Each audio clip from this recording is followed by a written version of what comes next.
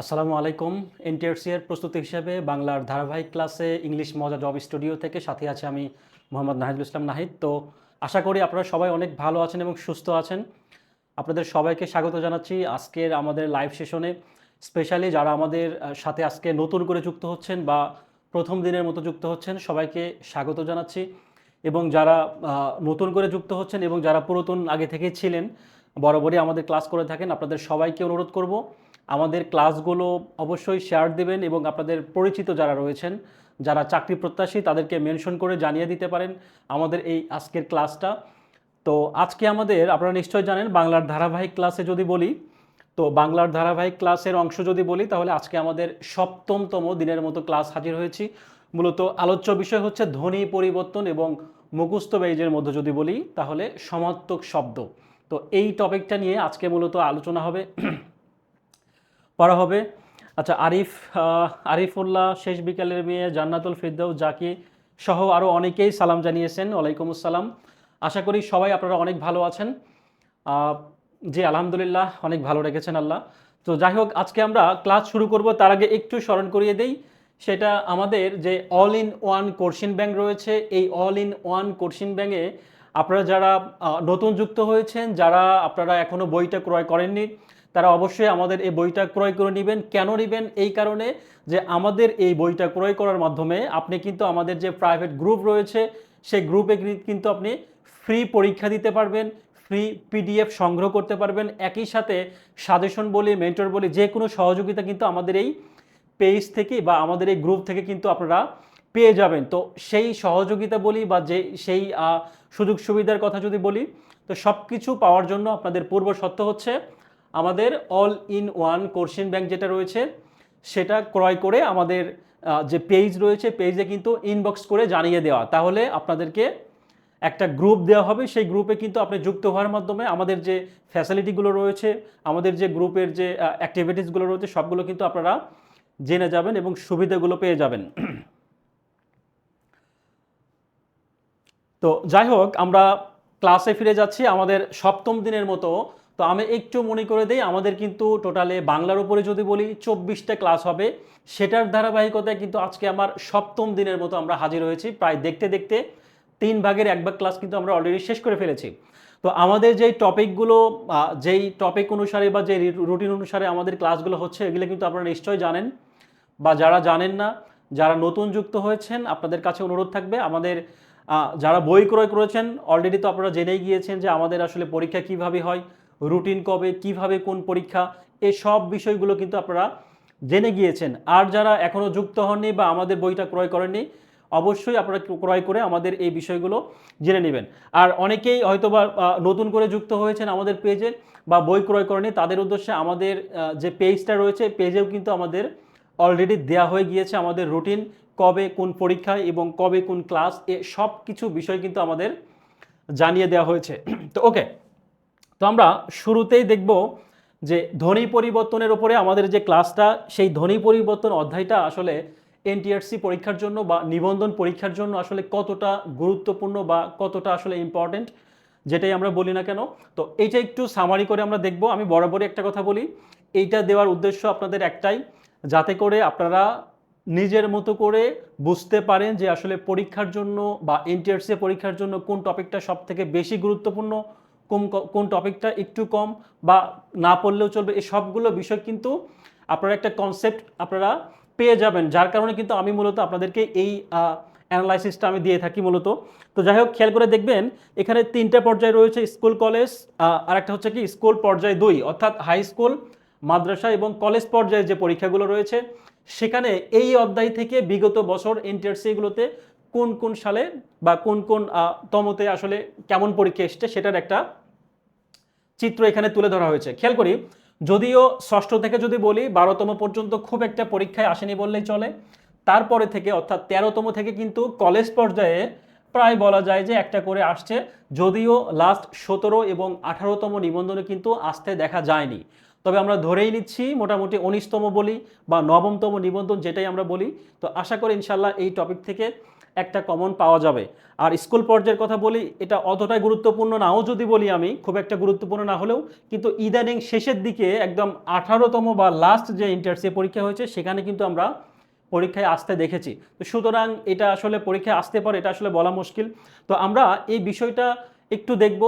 তো তার আগে আরেকটা কথা আমি স্মরণ করে দিই, এই যে ধ্বনি পরিবর্তন যে অধ্যায়টা, এইটা আসলে আমি কিন্তু বারবারই একটা কথা বলি, যখন আমি আপনাদেরকে 75 দিনের যে জার্নি ছিল তখন যখন আমরা প্রশ্নগুলো অ্যানালাইসিস করে পড়িয়েছি, তখন কিন্তু আমি একটা কথা বারবার বলতাম, বিশেষ করে যখন আমি সন্ধি পড়াতে যেতাম, আমি বারবার একটা কথা বলতাম যে সন্ধি নিয়মটা না যতটা গুরুত্বপূর্ণ তার থেকে আপনি প্র্যাকটিস যত করবেন তত কিন্তু নিয়ম আপনার মধ্যে অটোমেটিক্যালি গ্রো করবে এবং আপনি কিন্তু পরীক্ষায় সঠিক অ্যান্সার করতে আপনার জন্য সহায়ক ভূমিকা পালন করবে।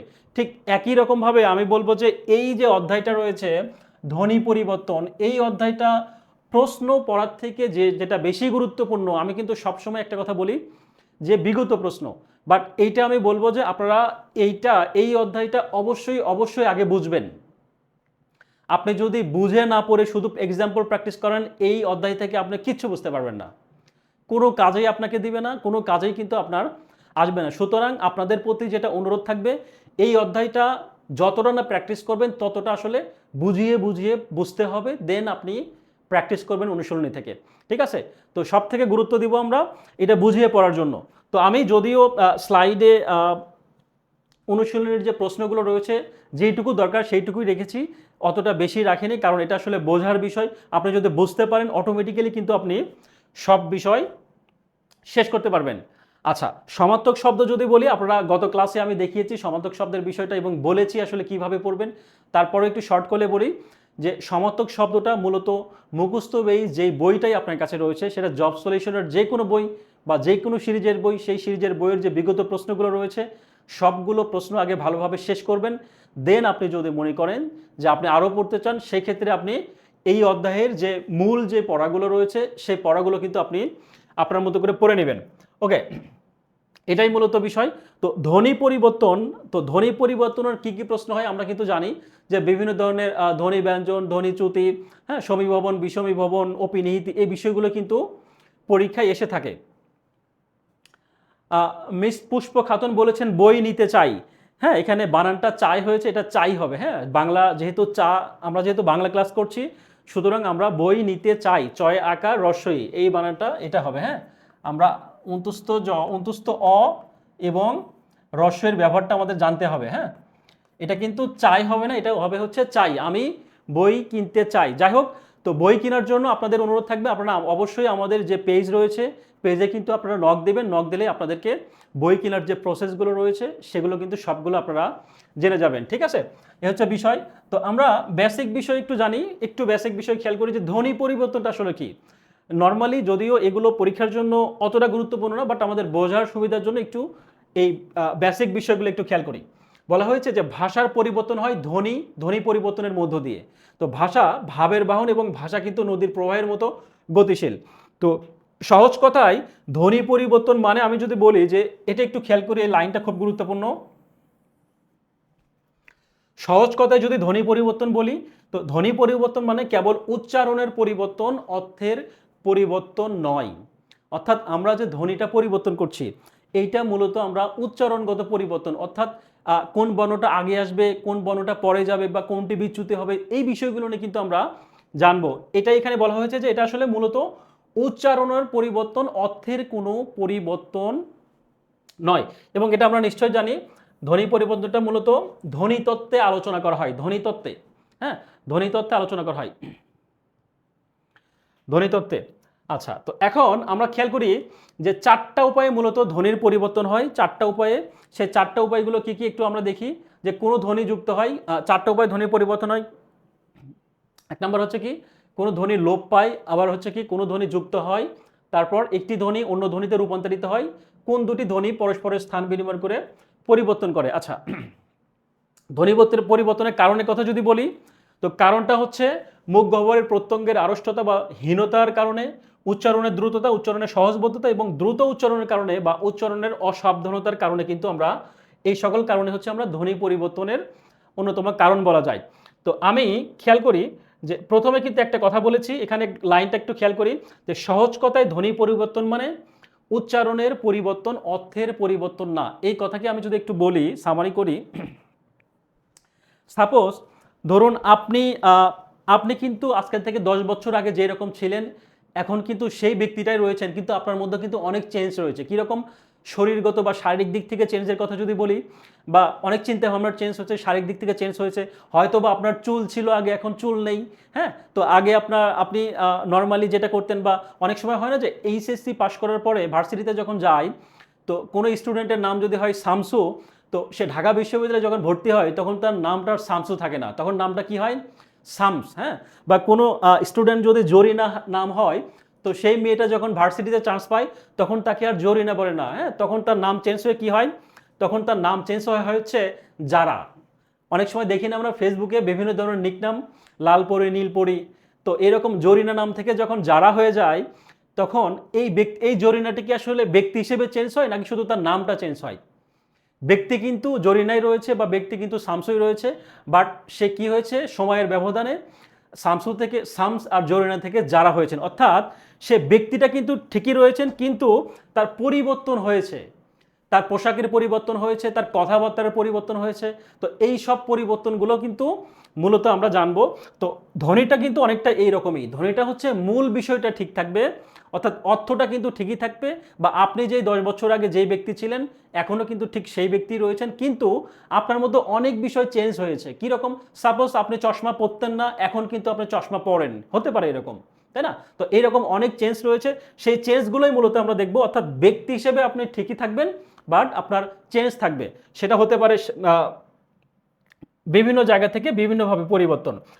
তো ঠিক সেই বিষয়গুলোই আমরা দেখব, ঠিক আছে? তো স্বরাগমটা আসলে কি?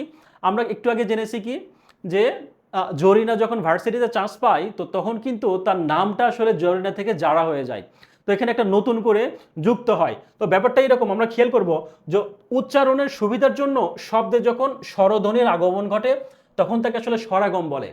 অর্থাৎ কোনো কিছুর আগমন ঘটতেছে, কোনো কিছু যুক্ত হচ্ছে, ঠিক আছে? সাপোজ ধরুন আপনি এই মুহূর্তে লাইভ দেখছেন, ধরুন 80-82 জন স্টুডেন্টস লাইভ দেখছেন। তো এখন যদি আমি একটু পরে যদি 85 জন হয়ে যায় বা 100 জন হয়ে যায়, তাহলে কিন্তু এটা কি হচ্ছে? আগমন ঘটতেছে। আর যদি একটু পরে যদি 50 জন চলে আসে, অর্থাৎ 20 জন যদি লাইভ সেশন থেকে চলে যান, সেই ক্ষেত্রে কি হচ্ছে? এটা হচ্ছে বিচ্যুতি ঘটতেছে, বা হচ্ছে স্বরলোপ হচ্ছে, অর্থাৎ আগমন একটা আর স্বরলোপ একটা। খেয়াল করি এখানে বিভিন্ন উদাহরণ রয়েছে, আমরা একটু উদাহরণগুলো লক্ষ্য করব। এখানে বলা হয়েছে স্ত্রী, ক্লিপ, যত্ন এবং গ্রাম থেকে গ্যারাম। তো এই বিষয়গুলো আমরা একটু দেখব। প্রথমে যদি খেয়াল করি, স্ত্রী বানানোর ক্ষেত্রে কিন্তু এখানে কি আসছে? একটা রস্বই যুক্ত রয়েছে। হ্যাঁ, আর আগে যা ছিল সবগুলোই কিন্তু রয়েছে, অর্থাৎ এখানে শুধুমাত্র সামনে একটা নতুন করে কোনো কিছু যুক্ত, অর্থাৎ স্বরের আগমন ঘটেছে। যেরকম আপনি চশমা পরতেন না, এখন চশমা পরেন, এটা কিন্তু একটা কি? আপনার ব্যক্তি জীবনের আগমন। হ্যাঁ, একটা করে অ্যাড। তো সেরকম একটা স্বরের আগমনটা হচ্ছে কি? একটা স্বরের আগমন ঘটছে। একই রকম ক্লিপটাকে যদি আমরা ভাঙাই, একটু খেয়াল করি, এই ক্লিপকে যদি আমরা ভাঙাই তাহলে আমরা কি পাচ্ছি? এখানে কি রয়েছে? ক্লিপ। ক্লিপ বানানোর ক্ষেত্রে যদি আমরা দেখি, এখানে কি কি রয়েছে? ক, এখানে একটা ঋষিকা রয়েছে, এখানে ঋষিকা রয়েছে, ঠিক আছে? এখানে একটা ক, এখানে একটা ক, এখানে একটা ল, এখানে একটা ল, এখানে একটা প, এখানে একটা প। তাহলে অতিরিক্ত কি রয়েছে?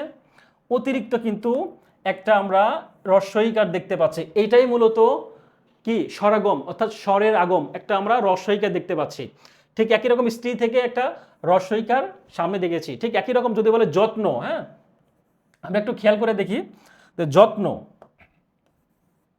আমরা যদি যত্নটাকে ভাঙাই তাহলে কি হবে? যতন। হ্যাঁ, যতন, এটা হবে। তো এখন কথা হচ্ছে আমরা এখানে কি কি পাচ্ছি? অন্তুস্থ জ এখানে রয়েছে, এখানেও রয়েছে, ত এখানে রয়েছে, ত এখানে রয়েছে। দন্তনার সাথে কি এখানে হবে না? কেন? যতটা হচ্ছে কি, এটা একটা হস, হস চিহ্ন যদি হয় তাহলে এটা কি হয়? যত্ন, এখানে একসাথে যুক্ত হয়। বাট এখানে কিন্তু একই বর্ণ নেই। খেয়াল করি এখানে কিন্তু 3টা বর্ণ রয়েছে, এখানে একটা দন্তন্য রয়েছে, ত রয়েছে। তো সুতরাং এখানে কি হয়েছে? একটা স্বরেওর আগমন ঘটছে। একটা যতনের ক্ষেত্রে কি যদি বলা হয়? একটা স্বরেও ধ্বনির, অর্থাৎ যত্ন থেকে যতন, অর্থাৎ অধ্বনি কিন্তু বা অস্বরের কিন্তু আগমন ঘটেছে, যতন, ঠিক আছে? স্বরেও ধ্বনির আগমন ঘটেছে, অর্থাৎ এখানে স্বরাগমের যে বিষয়টা সেটা কিন্তু আমরা এখানে দেখতে পাচ্ছি। ঠিক একই রকম গ্রাম থেকে কি হয়েছে? গ্রাম। হ্যাঁ, গ্রাম থেকে কি? এখানে গ রয়েছে, এখানে গ রয়েছে, এখানে র ফালা রয়েছে, তারপর কি এখানে র রয়েছে, এখানে আকার, এখানে আকার, মো মো, অর্থাৎ যা ছিল তাই, অতিরিক্ত শুধু কি যুক্ত হয়েছে, অতিরিক্ত যেটা হয়েছে এটা হচ্ছে একটা একার যুক্ত হয়েছে, অর্থাৎ একার। এই একারটা কি আসলে একদম শেষে বামে? এটা কিন্তু না, এটা মাথায় রাখতে হবে, এটা কিন্তু গয়ের পরে। হ্যাঁ, এটা হচ্ছে মধ্য স্বরাগম, অর্থাৎ একটা স্বরের আগমন ঘটেছে। অর্থাৎ আমরা যেটা খেয়াল করলাম যে এই শব্দ যেটা আছে সব কিছুই একরকম থাকবে, যদি আমার অতিরিক্ত যুক্ত হয় সেটাকে আমরা স্বরাগম বলবো, আর যদি বিচ্যুত হয় বা কোনো কিছু বিয়োগ হয়ে যায়, মাইনাস হয়, সেক্ষেত্রে আমরা কি বলবো? স্বরলোপ বলবো। তো এখন আমরা জানলাম মোটামুটি স্বরাগমটা কি, অর্থাৎ এক কথায় যদি বলি যে কোনো কিছুর আগমন, স্বরের আগমন, ঠিক আছে, এটাই মূলত স্বরাগম। তো এখন এই স্বরাগম থেকে সব থেকে যেটা বেশি গুরুত্বপূর্ণ সেটা হচ্ছে কি প্রথম দুইটা, অর্থাৎ স্বরাগমকে আমরা কয়টা ভাগে ভাগ করতে পারি? তিনটা, আদি স্বরাগম, মধ্য স্বরাগম এবং অন্ত স্বরাগম। সবগুলোই গুরুত্বপূর্ণ, তার থেকে তার মধ্য থেকে প্রথম এবং অর্থাৎ আদি এবং মধ্য স্বরগম থেকে পরীক্ষা কিন্তু বেশি আসে। তো আদি স্বরগমটা একটু আমরা দেখার চেষ্টা করব, খেয়াল করি। আদি স্বরগমকে যদি বলি আদি স্বরগম, এটা মূলত আমরা কিভাবে চিনবো যে এটা আসলে আদি স্বরগম? পরীক্ষায় কিন্তু উদাহরণ দেওয়া থাকবে, মূলত আমাদের সংজ্ঞা খুব একটা আসে না বললেই চলে, উদাহরণ দিয়ে বলা থাকবে যে এটা আসলে অপশনে কোন স্বরগমের উদাহরণ। খেয়াল করি, প্রশ্নে বলা হচ্ছে কি, এখানে সংজ্ঞায় বলা হচ্ছে শব্দের আদিতে একটা স্বরধ্বনি থাকবে, স্বরধ্বনির আগমন ঘটবে। আমি একটু আগে বলেছি স্বরধ্বনি মানে কি, স্বরেও থেকে শুরু করে একদম ওই পর্যন্ত, অর্থাৎ 11টা যে স্বরধ্বনি রয়েছে এবং কি সংক্ষিপ্ত রূপ, এগুলোর আগমন ঘটবে। তাহলে খেয়াল করি এখানে স্টাফ থেকে কি যুক্ত হয়েছে, এখানে একটা রস্বই যুক্ত হয়েছে। স্বরধ্বনি, স্বরধ্বনি আমরা নিশ্চয়ই জানি কোনগুলো, রস্বই যুক্ত হচ্ছে, অর্থাৎ স্টাফ থেকে স্টাফ মানে স্বরের আগমন যুক্ত হচ্ছে এখানে, ঠিক আছে। স্টেশন থেকে স্টেশন, নতুন করে রস্বই যুক্ত হয়েছে। তারপর কি স্কুল থেকে স্কুল, হ্যাঁ, স্কুল থেকে স্কুল, একটা রস্বই যুক্ত রয়েছে। তারপর স্ত্রী থেকে রস্বই যুক্ত হয়েছে স্ত্রী, হ্যাঁ। তারপর স্তাবল থেকে একটা স্তাবল যুক্ত হয়েছে, স্তাবল থেকে আস্তাবল যুক্ত হয়েছে।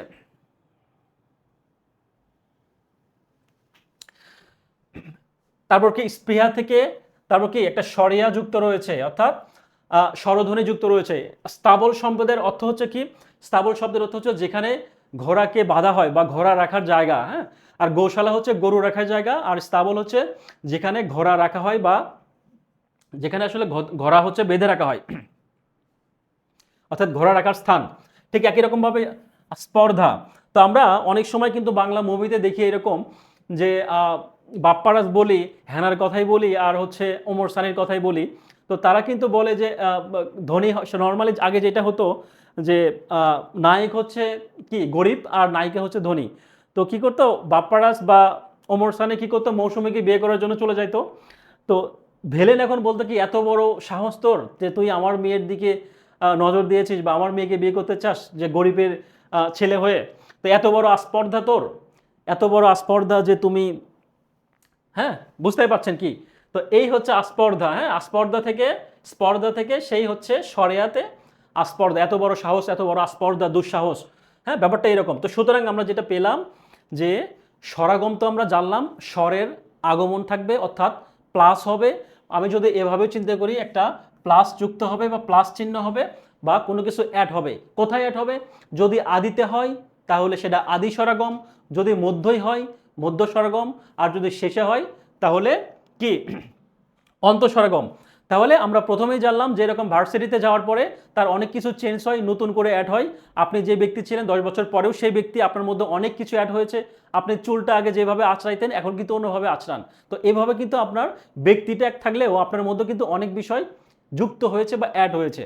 তাহলে আদি স্বরাগমের কথা যদি বলি বা প্রথমে স্বরাগমের কথা যদি বলি, স্বরের আগমন কোথায় আগমন হবে? শুরুতে, মধ্য এবং শেষে। শুরুতে হলে আমরা দেখতে পেলাম যে স্বরধ্বনি যে শুরুতে বসে আসছে, সেক্ষেত্রে আমরা জানলাম এটা হচ্ছে আদি স্বরাগম। আর যদি বলা হয় মধ্য স্বরাগম, তাহলে কোথায় বসবে আমরা নিশ্চয়ই জানি, মাঝখানে বসবে। কীরকম একটু খেয়াল করি। তার আগে জানাই যে মধ্য স্বরাগমের কিন্তু বিকল্প নাম রয়েছে, হ্যাঁ, কি নাম এটা একটু খেয়াল করি। বিপ্রকর্ষ বা স্বরভক্তি। মধ্য স্বরাগমের অন্য নাম হচ্ছে বিপ্রকর্ষ বা স্বরভক্তি। পরীক্ষায় কিন্তু মধ্য স্বরাগম না থেকে অনেক সময় বিপ্রকর্ষ থাকতে পারে, বা বিপ্রকর্ষ না থেকে কিন্তু স্বরভক্তিও থাকতে পারে। এটা আমাদের একটু খেয়াল রাখতে হবে।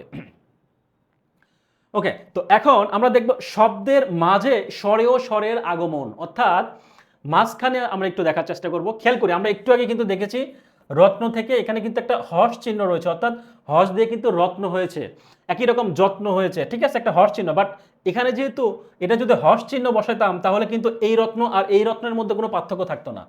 আমি যদি এভাবে বসাইতাম তাহলে কিন্তু দুটো একই বিষয় হইতো।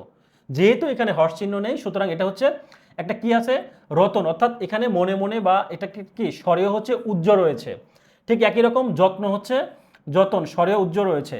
তারপর কি দর্শন, দর্শনের ক্ষেত্রে কি এখানে একটা দ, তারপর কি একটা র রয়েছে, তালবস্য দন্তন্য, অর্থাৎ এখানে কি রয়েছে, দর্শন, স্বরেও স্বরেও রয়েছে। ঠিক একই রকমভাবে লগ্ন থেকে কি, লগ্ন থেকে লগন, শক্তি থেকে শক্তি, এই সবগুলো হচ্ছে স্বরেও স্বরের আগমন।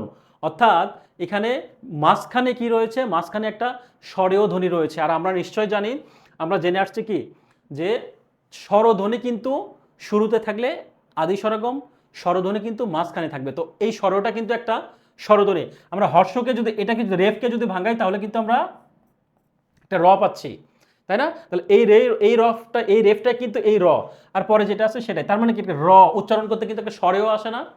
এই স্বরেওটাই হচ্ছে মূলত মাঝের বা স্বরের আগমন বা বিপ্রকর্ষ। ঠিক আছে, এরকম উদাহরণ রয়েছে বর্ষিল, ভক্তি, নির্জন, এই সবগুলোতেই কিন্তু একটা স্বরেয় ধ্বনির আগমন ঘটেছে। পরবর্তীতে দেখবো হচ্ছে শব্দের মাঝে যদি রস্বই স্বরের আগমন ঘটে, সেটাও কিন্তু মধ্য স্বরগম। রস্বই স্বরের আগমনটা কিভাবে ঘটবে একটু খেয়াল করি।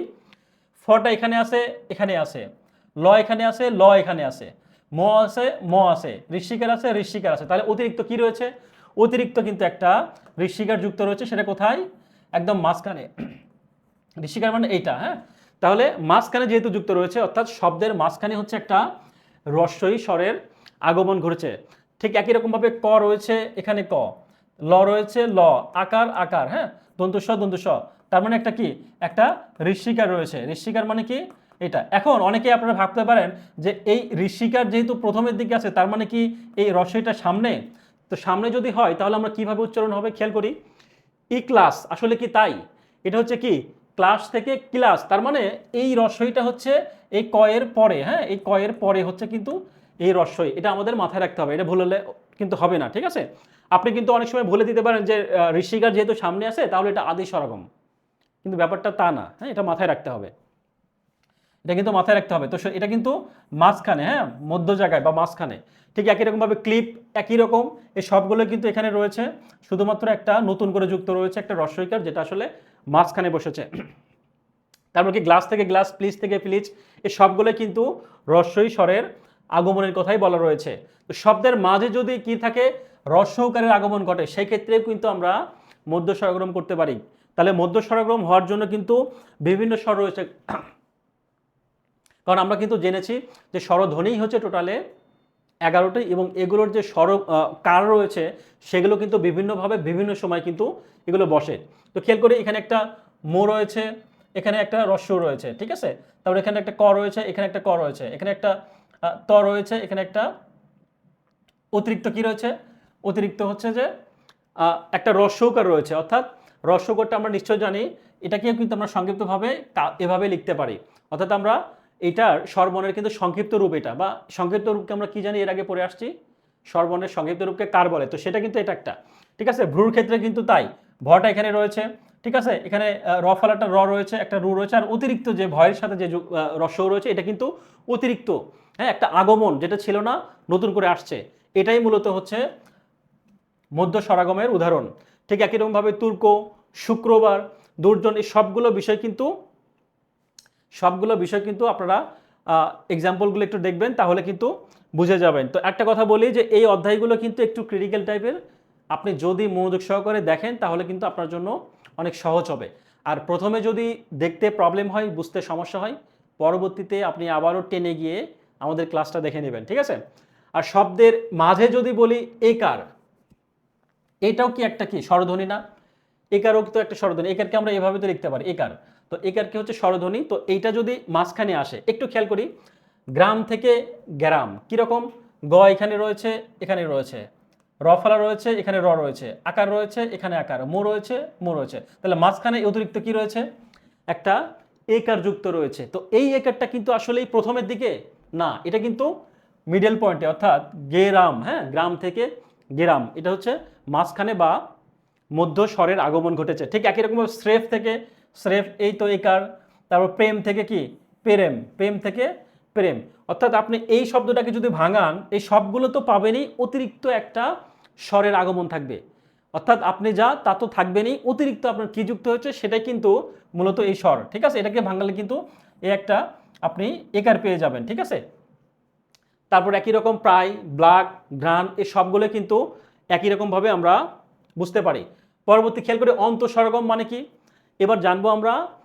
আমরা কয়টি জানলাম? দুইটা, একটা হচ্ছে আদি স্বরগম আর একটা হচ্ছে মধ্য স্বরগম। তো আদি স্বরগমের ক্ষেত্রে আমরা জেনেছি কি শব্দের বা শব্দের শুরুতে কিন্তু একটা কি নতুন করে যুক্ত হবে, সেটাকে মূলত আমরা আদি স্বরগম বলছি। আর মধ্য স্বরগম যেটা রয়েছে সেই মাঝখানে নতুন কোনো কিছু যুক্ত হবে, সেটা শব্দের মাধ্যমে হোক বা কোনো কারের মাধ্যমে হোক। ঠিক আছে, আর এখন জানবো হচ্ছে অন্তঃস্বরগম। অন্ত মানে আমরা নিশ্চয়ই জানি, অন্ত মানে কি শেষ। অর্থাৎ সবার শেষে যদি নতুন করে কোনো কিছু যুক্ত হয়, আগমন হয়। স্বরাগম মানে হচ্ছে কোনো কিছুর আগমন, আগমন, হ্যাঁ, আগমন, অর্থাৎ যুক্ত হওয়া বা প্লাস চিহ্ন, যেটাই আমরা বলি স্বরের আগমন বা স্বরাগম। তো খেয়াল করি এটা, আমি বারবার একটা কথা বলছি, এই উদাহরণটা আপনি যতটা না প্র্যাকটিস করবেন তার থেকেও বুঝে বুঝে প্র্যাকটিস করবেন। আপনি যদি বুঝে না পড়ে শুধু প্র্যাকটিস করেন, আপনি কিন্তু মাথায় থাকবে না কিছুই। একটু খেয়াল করি, এটা খুবই গুরুত্ব সহকারে একটু দেখি। এখানে বলছে শব্দের শেষে যদি স্বরধ্বনির আগমন ঘটে তাহলে কি হবে? অন্তঃস্বরাগম। তো এখন এখানে বলা হয়েছে কালো থেকে কি রয়েছে, একটা কালো থেকে কালি। এই যে রস্বইকার, যেখানে এখানে কয় আকার আছে, এখানে কয় আকার, এখানে ল আছে, এখানে ল, তো অতিরিক্ত কি যুক্ত রয়েছে? একটা রস্বইকার। তো এই রস্বইকার কিন্তু একদম শেষে, কালি, এটা মাথায় রাখবে, হ্যাঁ, এই রস্বইকার কিন্তু একদম শেষে, কালি। এটা কিন্তু কাইল না, এটা কিন্তু মাথায় রাখতে হবে, কালি, শেষের রস্বইকার। ঠিক একই রকমভাবে যদি বলি যে দুষ্ট থেকে কি রয়েছে, এখানে দয় রস্যু সব রয়েছে, এখানে একটা নতুন করে রস্যকার যুক্ত রয়েছে, অর্থাৎ এই রস্যকার কিন্তু একদম সবার শেষে, রস্য উ, হ্যাঁ। তো সবার শেষে হলে আমরা জানছি কি অন্তঃস্বরগম। একই রকম সত্য থেকে কি সত্যি, একটা রস্যই রয়েছে। ঠিক একই রকমভাবে সত্যি, বেঞ্চ থেকে কি বেঞ্জি, আজি, আজ থেকে কি আজি, এখানে হচ্ছে আজ থেকে আজি, আজি, হ্যাঁ। এটা একটু আমরা মাথায় রাখবো।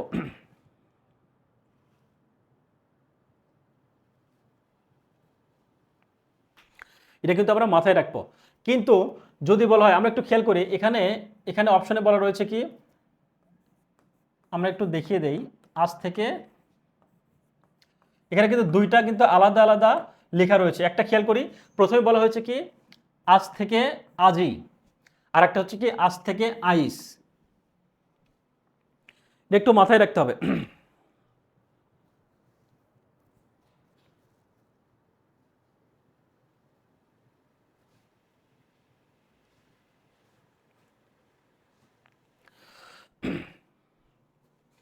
এটা হচ্ছে আজ থেকে আজই যেটা রয়েছে, সেটা কিন্তু শব্দের শেষে একটা রস্বই রয়েছে।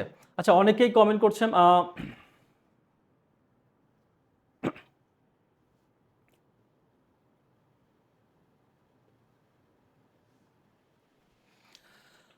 এখানে যে আজ থেকে আইস, এখানে কিন্তু একটা মাঝখানে কি বসছে, একটা রস্বই রয়েছে। রস্বই যদি মাঝখানে বসে আমরা কি জানি, তাহলে সেটা হচ্ছে মধ্য স্বরগম। আর এটা কিন্তু আজি যেটা রয়েছে, এটা কিন্তু কোথায় রয়েছে? শেষে। তাহলে শেষে হচ্ছে, শেষে যদি হয় তাহলে সেটা আমরা জানলাম কি, সেটা হচ্ছে অন্তঃস্বরগম। অন্ত মানে কি শেষ, আর আজ থেকে আজি হচ্ছে মধ্য স্বরগমের উদাহরণ।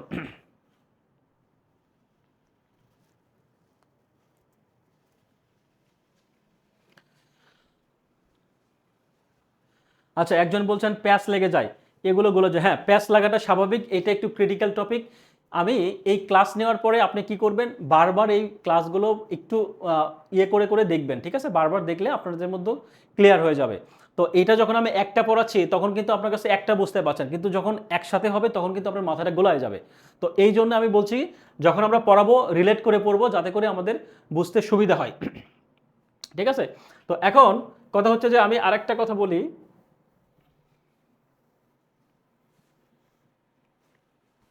এই যে উদাহরণগুলো, এই উদাহরণগুলো কিন্তু আমাদের বারবার প্র্যাকটিস করতে হবে এবং নিয়ম অনুসারে। তো আমি একটা কথা বলি, যদি বলি যে আজি থেকে হচ্ছে আইস, আর একটা হচ্ছে আজ থেকে আজই, আর একটা আমরা জানছি কি আজ থেকে আইস। এই তিনটা কিন্তু আলাদা আলাদা, এটা মাথায় রাখতে হবে। প্রথমে আমরা জানছি যেহেতু রস্বই শেষে আছে সেই হিসেবে এটা হচ্ছে অন্তঃস্বরাগম, আর এটা যেহেতু মাঝখানে রয়েছে অর্থাৎ মধ্যস্বরাগম।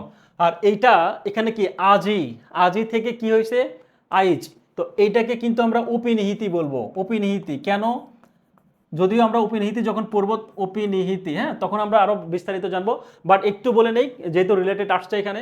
এখানে আমরা উপনিহিতের সংজ্ঞা জানি কি, যে পরের রস্বইকার বা দীর্ঘইকার হচ্ছে আগে উচ্চারিত হবে বা আগে উচ্চারিত হওয়ার যে রীতি, অর্থাৎ পরের ঋষিক মানে কি, এই রস্বই মানে কি শেষে একটা রস্বই, আমরা এখানে কি যাইছে আজই, শেষে হচ্ছে রস্বই, শেষের জন্যই, এটার জন্যই তো অন্তঃস্বরাগম, এই অন্তটাই কিন্তু এখানে একটা রস্বই রয়েছে। তো এই শেষের রস্বইটাই যখন সামনে চলে আসছে, এই শেষেরটাই হচ্ছে, এই শেষেরটাই কিন্তু সামনে চলে আসছে, তো সামনে কোথায়, যে মাঝখানে আসছে। এই আজই থেকে কিন্তু যখন আইস হবে তখন এটা কিন্তু উপনিহিত হয়ে যাবে। আর এই আজ থেকে যখন এখানে আইস হবে, এখানে কেন উপনিহিত হইল না, কারণ এখানে একটা কি রস্বইকার নাই, এখানে যদি, এখানে কিন্তু আকার আছে, সরিয়া আছে আকার, বাট এই আজই কিন্তু এখানে কিন্তু একটা, এই যে এখানে কিন্তু একটা রস্বইকার আছে।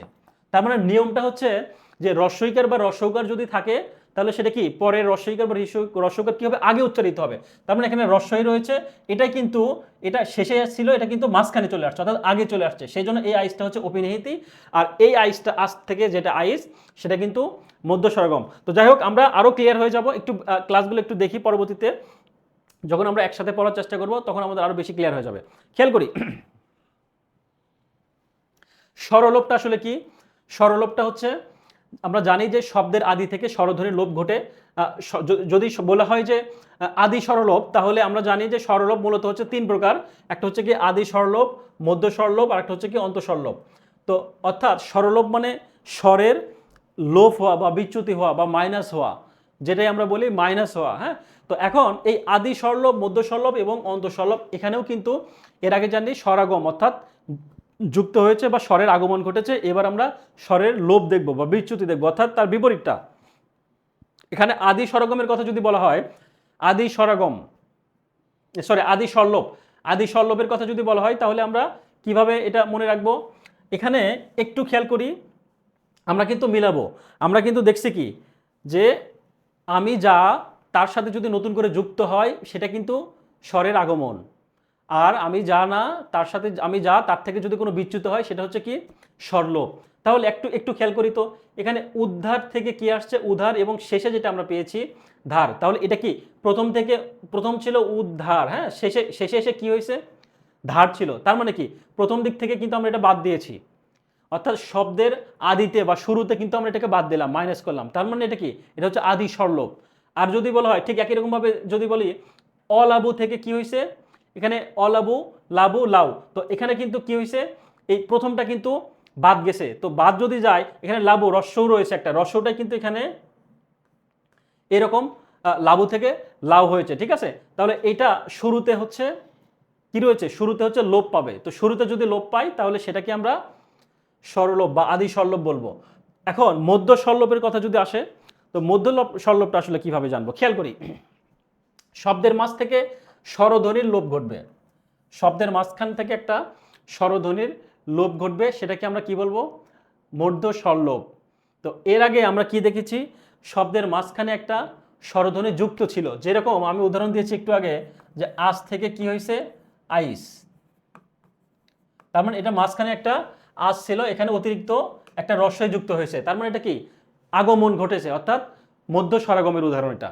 আর এখন আমি যদি দেখি চাইর থেকে, চাইর থেকে চার, তার মানে এখানে একটা কি রস্বই ছিল, সেটা মাইনাস হয়ে গিয়েছে অর্থাৎ বাদ গিয়েছে, সেই জন্য হচ্ছে কি এটা হবে, এটা হচ্ছে নেগেটিভ অর্থ প্রকাশ করছে বা বিয়োগ হচ্ছে, তার মানে এটা কি, এটা হচ্ছে মধ্য স্বরলোপের উদাহরণ। ঠিক একই রকম ভাবে রাইট থেকে কিছু ছিল, এখানে ছিল হচ্ছে তিনটা, হয়ে গেছে দুইটা, এখানে রাত রয়াকার ত রায়াকার, তার মানে কি অতিরিক্ত কি রয়েছে রস্বইকার, এই রস্বইকার ছিল যেটা আসলে এখানে রস্বইকারটা নাই হয়ে গিয়েছে, সুতরাং এটা হচ্ছে মধ্য স্বরলোপের উদাহরণ। ঠিক একই রকম ভাবে আইজ, আইজ থেকে আজ, তো এখন এইটা আসলে কি, আইজ থেকে আমরা কিন্তু একটু আগে উদাহরণ দেখেছি, আজ থেকে যদি আইজ হয় সেটা কি হয়, আর আইজ থেকে যদি আজ হয় সেটা কি, তাহলে এখানে কিন্তু একটা এখানে একটা এখানে একটা এখানে একটা, তার মানে কি এখানে একটা কিন্তু রস্বই মিস্টেক অর্থাৎ বাদ গিয়েছে, অর্থাৎ যেটা ছিল সেটা একটা বাদ গিয়েছে, অর্থাৎ বাদ যদি যায় তাহলে কি হবে সরলোপ। আর যদি সামনে বাদ গেলে প্রথমে শুরুতে বাদ গেলে সেটা হচ্ছে আদি সরলোপ, আর যেহেতু মাঝখানে বাদ যাচ্ছে এগুলা সেই জন্য এটা মধ্য সরলোপ। তো এখানে বসিলো থেকে কি হবে, এখানে একটা রস্বই বাদ গিয়েছে, তার মানে কি বসলো। গা মসল থেকে কি খেয়াল করি, এখানে গা এখানে গা, এখানে সা এখানে সা, এখানে মো আছে এখানে মো আছে, তার মানে মাঝখানে একটা কি রয়েছে, একটা ওকার রয়েছে। তাহলে এই অতিরিক্ত যে ওকার ছিল এটা কিন্তু এখানে নাই, এখানে বাদ গিয়েছে। তাহলে যদি বাদ যায় তাহলে আমরা তাহলে সেটা হচ্ছে আমরা সরলোপ, আর যদি মাঝখান থেকে বাদ যায় সেটা হচ্ছে আমরা মধ্য সরলোপ বলবো। ঠিক আছে, এইটাই, এটা হচ্ছে মূলত সুবর্ণ। ঠিক একই রকম এখানে সুবর্ণ, খেয়াল করি এখানে দন্তস্ব রয়েছে, এখানে দন্তস্ব, এখানে ব এখানে ব, মূর্ধন্য মূর্ধন্য, তার মানে একটা কি একটা রস্যটা হচ্ছে বাদ গিয়েছে। তো বাদ গেলে কি হবে, আর এটা যদিও শুরুতে, এটা ভাবার কারণ নাই যে যেহেতু সুটা শুরুতে তাহলে এটা মনে হয় আদি সরলোপ হবে, যে না, এটা কিন্তু আমি বলেছি এটা হচ্ছে মাঝখানে হবে। ঠিক আছে, মধ্য সরলোপ, বা এখানে যদি একটা রস্বইকার থাকতো এটাও কিন্তু মধ্য সরলোপের মধ্যে পড়তো। ঠিক আছে, এই হচ্ছে বিষয়। আর অন্তঃসরলোপের কথা যদি বলি, অন্তঃসরলোপ, অন্তঃসরলোপটা কি, এক আজি দিয়েই কিন্তু আপনি খেয়াল করুন, আপনি এই আজি আজ থেকে যদি আপনি মুখস্থ করেন এটাকে কখনো মনে রাখা সম্ভব আপনি যদি বুঝিয়ে না পড়েন। ঠিক আছে, বুঝিয়ে পড়তে হবে। একটু খেয়াল করি, শেষের শব্দের শেষ থেকে স্বরধ্বনি লোপ পাবে। আমরা জেনেছি কি শব্দের শুরুতে লোপ পেয়েছে, প্রথমে জানছে কি, সবার প্রথমে জানছি কি স্বরাগম, প্রথমে স্বরের আগমন করছে তার মানে আদি স্বরাগম, মাঝখানে আগমন করছে মধ্য স্বরগম, শেষে আগমন করছে তারপর কি অন্তঃস্বরাগম। এখন স্বরলোপ অর্থাৎ নেগেটিভ বাদ যাবে, আমি যা ছিলাম তার থেকে সব চলে যাবে। ঠিক আছে, আমার মাথায় যদি ছোটবেলায় চুল ছিল এখন আমার চুল নাই, নেগেটিভ হয়ে গেছে, কিন্তু আমি ব্যক্তি কিন্তু ওইটাই রয়েছি।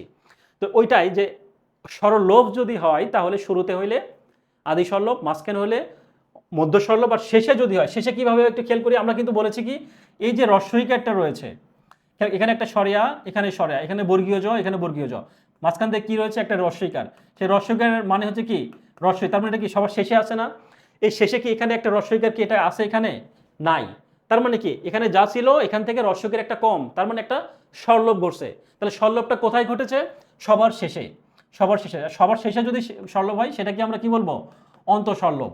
একই রকম চারি, এখানে কিন্তু একটা রস্বই রয়েছে শেষে, তো এই রস্বইটা কিন্তু এখানে নাই, তার মানে কি কমে গেছে, যদি কমে যায় তার মানে এটা চার। একই রকম ভাবে আশা থেকে কি আশ, তাহলে এখানে আশা থেকে কি আছে, এখানে তালব্য স্বর পরে একটা কি আছে স্বরে আকার, আকার রয়েছে বা স্বরে রয়েছে, তার মানে এই স্বরে কি এখানে আছে নাই, তাহলে যেহেতু কমে গেছে নাই তার মানে এটা হচ্ছে বিচ্যুত হয়েছে বা নেগেটিভ বোঝাচ্ছে, তার মানে নেগেটিভ হলেই স্বরলোপ, আর স্বরলোপ যেহেতু শেষে সেই জন্য এটা হচ্ছে অন্তঃসরলোপ।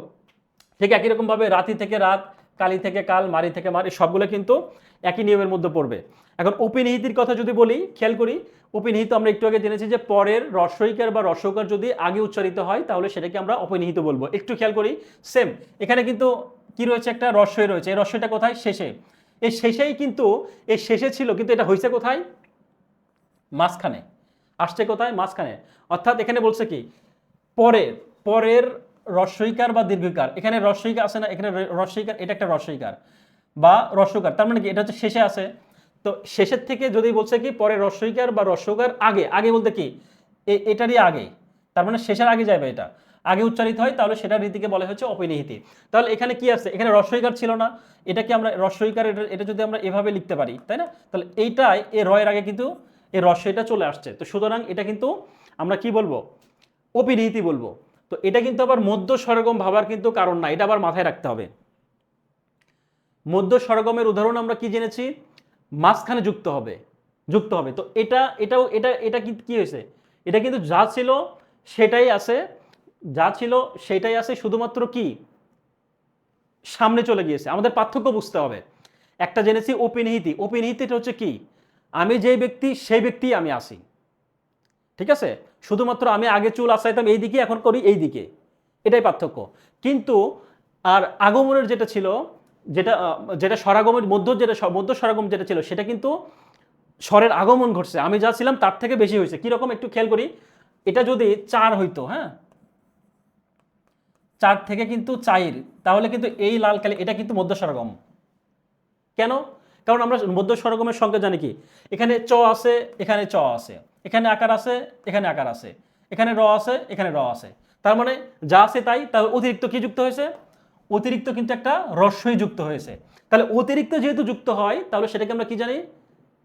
স্বরগম। তাহলে কোন স্বরগম? মাঝখানে, সেজন্য মধ্য স্বরগম। কিন্তু একটু খেয়াল রাখতে হবে, এটা কি আসলে, এই রস্বইটা কি আসলে নতুন করে যুক্ত হয়েছে? না। কেন? কারণ এই রস্বই তো আগে থেকেই ছিল। আগে থেকেই ছিল কিরকম?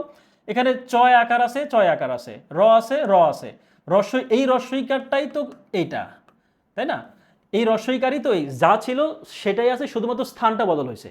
অর্থাৎ পরে ছিল, আগে চলে আসছে, দ্যাটস ইট, আর কিছু না। ঠিক একই রকম ভাবে কি, মারি থেকে মাই, এখানে একটা রস্বই শেষে আছে, তো এইটা শেষেরটাই একটু আগে চলে আসছে, তাই না? মারি থেকে কি, মাই। একই রকম ভাবে চালু থেকে কি, যে রস্যৌ, রস্য চালু থেকে কি, চাউল। তারপর সাধু থেকে সাধু, এই যে শেষে, শেষেরটা কি আসছে, এটা শেষে একটা রস্য রয়েছে, এই রস্যটা কোথায় আসছে? এই যে মাঝখানে আসছে। তারপর কি, এখানে একটা রস্যও আছে, রস্যটা কোথায় আসছে? মাঝখানে। অর্থাৎ শেষ থেকে মাঝখানে। এটাই বলছে যে পরের রস্যইকার বা রস্যকার যদি আগে উচ্চারিত হয়, তাহলে সেটাকে আমরা অপিনিহিতে বলবো।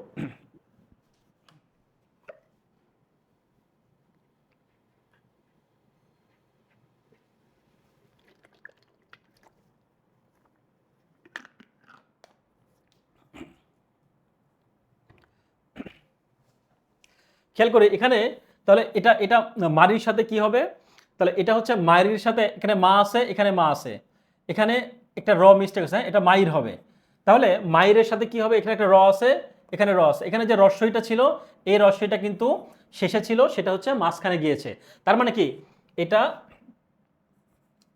মাইর হবে, ঠিক আছে?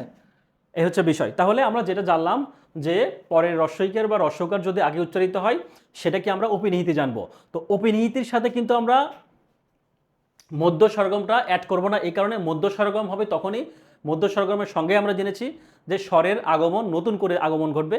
বাট এখানে কিন্তু কোথাও নতুন করে স্বরের আগমন ঘটেনি, যা ছিল সেটাই আছে, শুধু পরে ছিল, আগে হয়েছে, দ্যাটস ইট।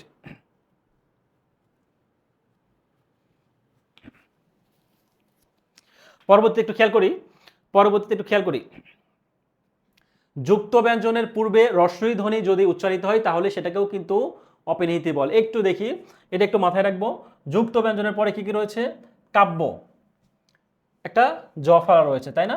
এখানে কি রয়েছে? একটা রস্বই রয়েছে। ঠিক একরকম ভাগ্য, হ্যাঁ, বক্ষ, বক্ষকে যদি আমরা ভাঙ্গাই, আমরা কিন্তু এই দত্তুক খকে যদি ভাঙ্গাই, ক যোগ মূর্ধন্য স, বাট আমরা কিন্তু এখানে যুক্ত ব্যঞ্জক কিভাবে ভাঙানো হবে এটা কিন্তু আমরা দেখবো। আমরা জাস্ট দেখবো উচ্চারণগতভাবে কি হবে এটা। বক্ষকে যদি আমরা কি করি, বক্ষকে যদি আমরা উচ্চারণ করি কি হবে?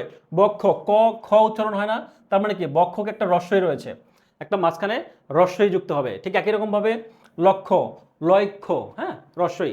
আবার যদি বলে কন্যা, কইন্যা, হ্যাঁ, এই যে বিষয়গুলো রয়েছে, সেই বিষয়গুলো কিন্তু আমরা দেখবো যে অর্থাৎ যুক্ত ব্যঞ্জনের পূর্বে রস্বই ধ্বনি উচ্চারিত হলে তাকে আমরা কি বলবো? অপিনিহিতে বলবো।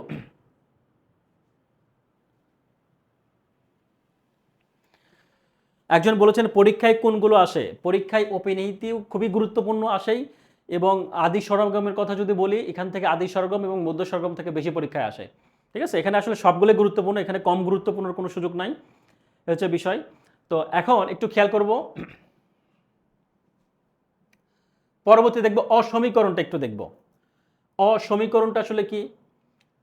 আমি একটা কথা বলি যে এই অধ্যায়টা এতটাই গুরুত্বপূর্ণ এবং এতটাই একটু জোর দিয়ে আপনাকে বারবার পড়তে হবে, সেটা হচ্ছে না হলে আপনি কিন্তু একটার সাথে আরেকটা গোলায় ফেলবেন। সূক্ষ্ম সূক্ষ্ম পার্থক্য, এই সূক্ষ্ম সূক্ষ্ম পার্থক্যর জন্য কিন্তু আপনাকেও সেই সূক্ষ্ম সূক্ষ্ম পড়াশোনা করতে হবে, ঠিক আছে? খেয়াল করি, অসমীকরণ, অসমীকরণ এই শব্দটির মধ্যেই কিন্তু এটার অ্যান্সার রয়েছে। খেয়াল করি তো, এখানে সমীকরণ মানে কি, সমান, সমীকরণ মানে কি, সমান না? সমান, তাই তো? তো এই পাশেও সমান, এই পাশেও সমান, সমীকরণ নয়, অসমীকরণ। যেটা সমান সেটাকে আমরা কি বলবো? সমান সমান। আর যেটা সমান সমান নয় সেটাই তো অসমীকরণ, তাই না? যেটা সমান সমান নয় সেটাই অসমীকরণ। তাহলে এটা আমরা কিভাবে খেয়াল করব? একই স্বরের পুনরাবৃত্তি দূর করার জন্য মাঝখানে যখন স্বরেয়াকার যুক্ত হয়, তখন আমরা তাকে অসমীকরণ বলবো। খেয়াল করি, এখানে একটা কি আছে? ফট ফট, ঘচ ঘচ, টপ টপ, ধপ ধপ। প্রথমে এবং শেষে পদগুলো কিন্তু একই রকম রয়েছে।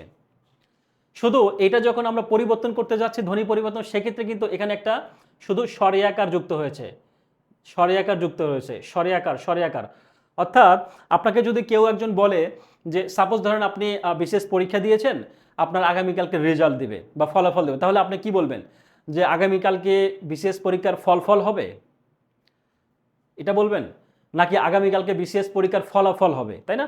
তো ফল বললে কিন্তু শোনায় না, ভালো শোনায় না। তার মানে কি আপনি যদি মাঝখানে একটা স্বরে আকার যুক্ত করেন তাহলে কি আগামীকাল বিশেষ পরীক্ষার ফলাফল যুক্ত হবে। বা আপনি একটা রাস্তা দিয়ে চলছেন, বা আপনি বললেন যে আমি প্রায়ই এই রাস্তা দিয়ে চল করি, ব্যাপারটা কি এরকম চল নাকি চলাচল? নিশ্চয়ই আমি এই রাস্তা দিয়ে প্রত্যেক দিন বা প্রত্যেহ চলাচল করি, বা আমি এই রাস্তা দিয়ে প্রত্যেক দিন ভার্সিটিতে যাই। এটা হচ্ছে কি চল না বলে আমরা চলাচল বলবো। অর্থাৎ এখানে মাঝখানে একটা স্বরধ্বনির আগমন ঘটবে। কিন্তু একটু খেয়াল করি, এই কথাটা কিন্তু খুবই সূক্ষ্ম, এটা একটু মাথায় রাখবো। একই স্বর, একই স্বরের পুনরাবৃত্তি, এই কথাটা অবশ্যই মাথায় রাখবো। একই স্বরের পুনরাবৃত্তি মানে কি? একই স্বর বলতে কি এটাও যা এটাও তাই, এটাই হচ্ছে একই। ঘচ এটাও যা এটাও তাই একই, এটাও যা এটাও তাই একই, এটাও যা এটাও যা, অর্থাৎ ধপ যোগ ধপ। একই স্বর পুনরাবৃত্তি মানে কি দুইবার, অর্থাৎ এই একই জিনিস দুইবার থাকবে, শুধু মাঝখানে একটা আকার বসবে। এখন একটা কথা বলি তো, আমরা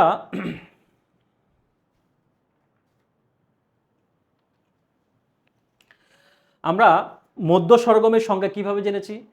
আমরা মধ্য স্বরগমের কথা যদি বলি, বা আমি শুধু স্বরগমের কথা যদি বলি, যে স্বরগম মানে কি স্বরের আগমন। একটু আমরা খেয়াল করি তো, দেখুন তো এখানে কি স্বরের আগমন ঘটে নাই? এখানে একটা স্বরেয়া যুক্ত হয়েছে না? যুক্ত হয়েছে স্বরেয়া। তার মানে আমরা তো এটাকে স্বরের আগমন যদি হয় তাহলে আমরা তো এটাকে আমরা স্বরগমও বলতে পারি। তাহলে আমরা এটাকে অসমীকরণ কেন বললাম? প্রশ্ন কিন্তু আসতে পারে, তাই না? যে আমরা কিন্তু জেনেছি স্বরাগম মানে কি আমি যা যুক্ত হবে নতুন করে। তো এখানে যা ছিল তাই, কিন্তু এখানে তো একটা স্বরেয়া তো যুক্ত রয়েছে, তাই না? এখানে তো একটা স্বরেয়া যুক্ত হয়েছে। যদি স্বরেয়া যুক্ত হয় তাহলে তো স্বরাগম হওয়ার কথা, কিন্তু এখানে স্বরাগম হয়নি কেন? স্বরাগম হয়নি এই কারণে যে এখানে আমরা খেয়াল করি, যদি একটা উদাহরণ দিই আমি, খেয়াল করি এখানে গ্রাম থেকে গ্রাম, এখানে একটা গ রয়েছে, এখানে একটা গ রয়েছে, হ্যাঁ। তারপর যদি বলি এখানে একটা গ, এখানে একটা গ, এখানে একটা র ফলা, এখানে একটা র, এখানে একটা আকার, এখানে একটা রাকার, এখানে একটা ম, এখানে একটা ম। তাহলে অতিরিক্ত কি রয়েছে? একার। এই একারটা কোথায়? মাঝখানে।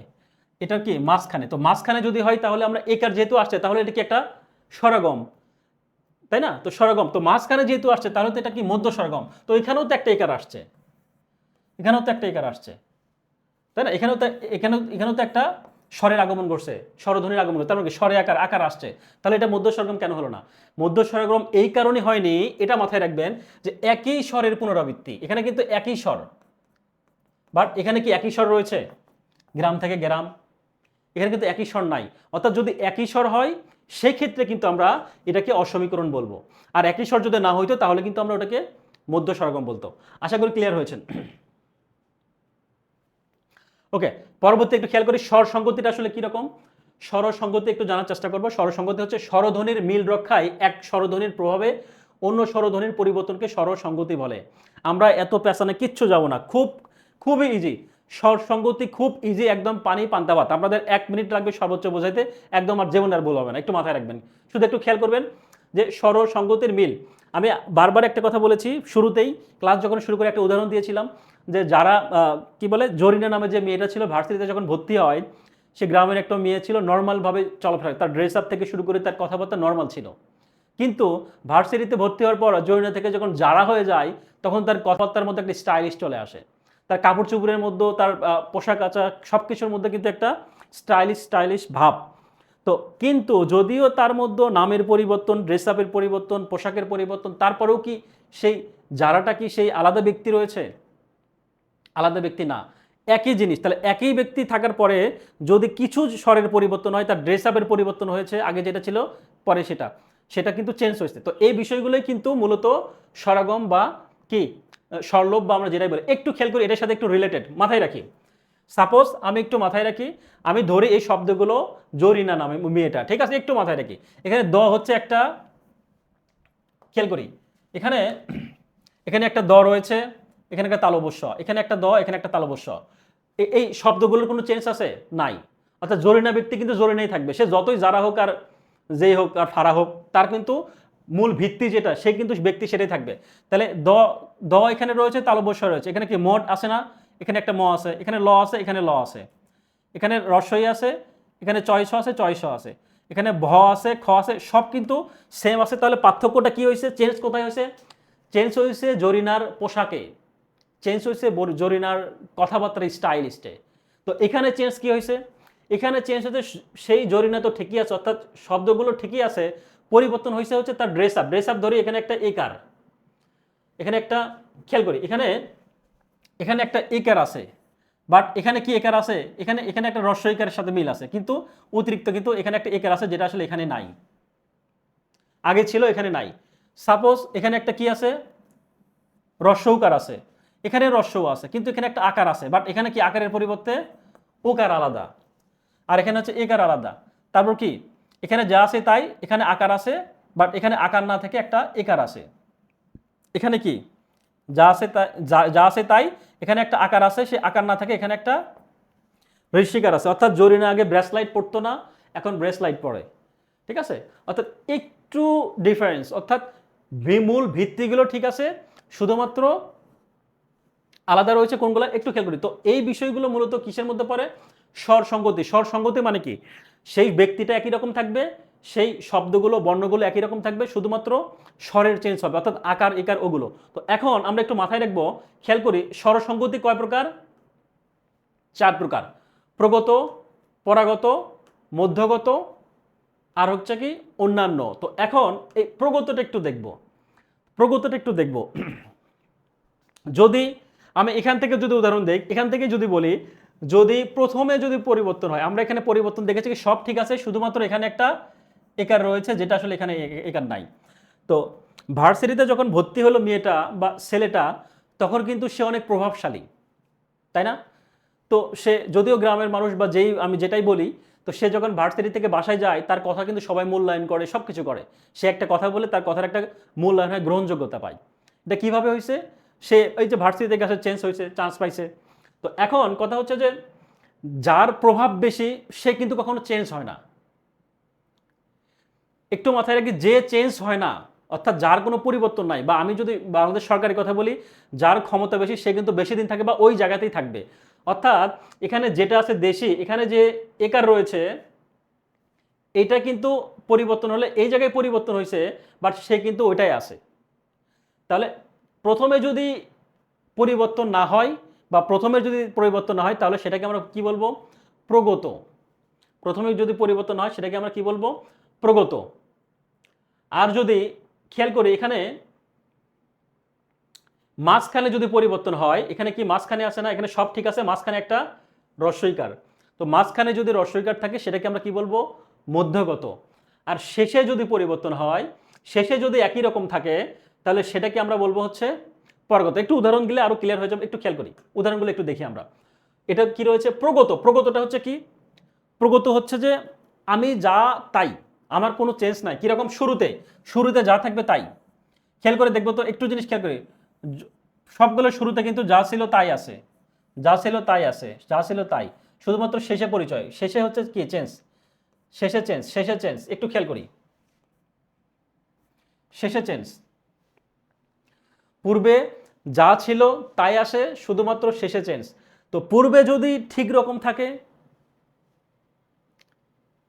সে যদি পূর্বে ঠিক রকম থাকে, সেটাকে আমরা কি বলবো? প্রগত স্বরসঙ্গতি। ক্লিয়ার? জুতা বর্গ জয় রস্য, এখানে বুগ্র জয়, এখানে শুধু আকারের জায়গায় কি হয়েছে? ওকার। অর্থাৎ পরবর্তীতে চেঞ্জ হয়েছে, কিন্তু প্রথমে শুরুতেই যা ছিল তাই। তাহলে সেটা হচ্ছে প্রগত। এবার খেয়াল করবো হচ্ছে পরাগত। পরাগত মানে কি?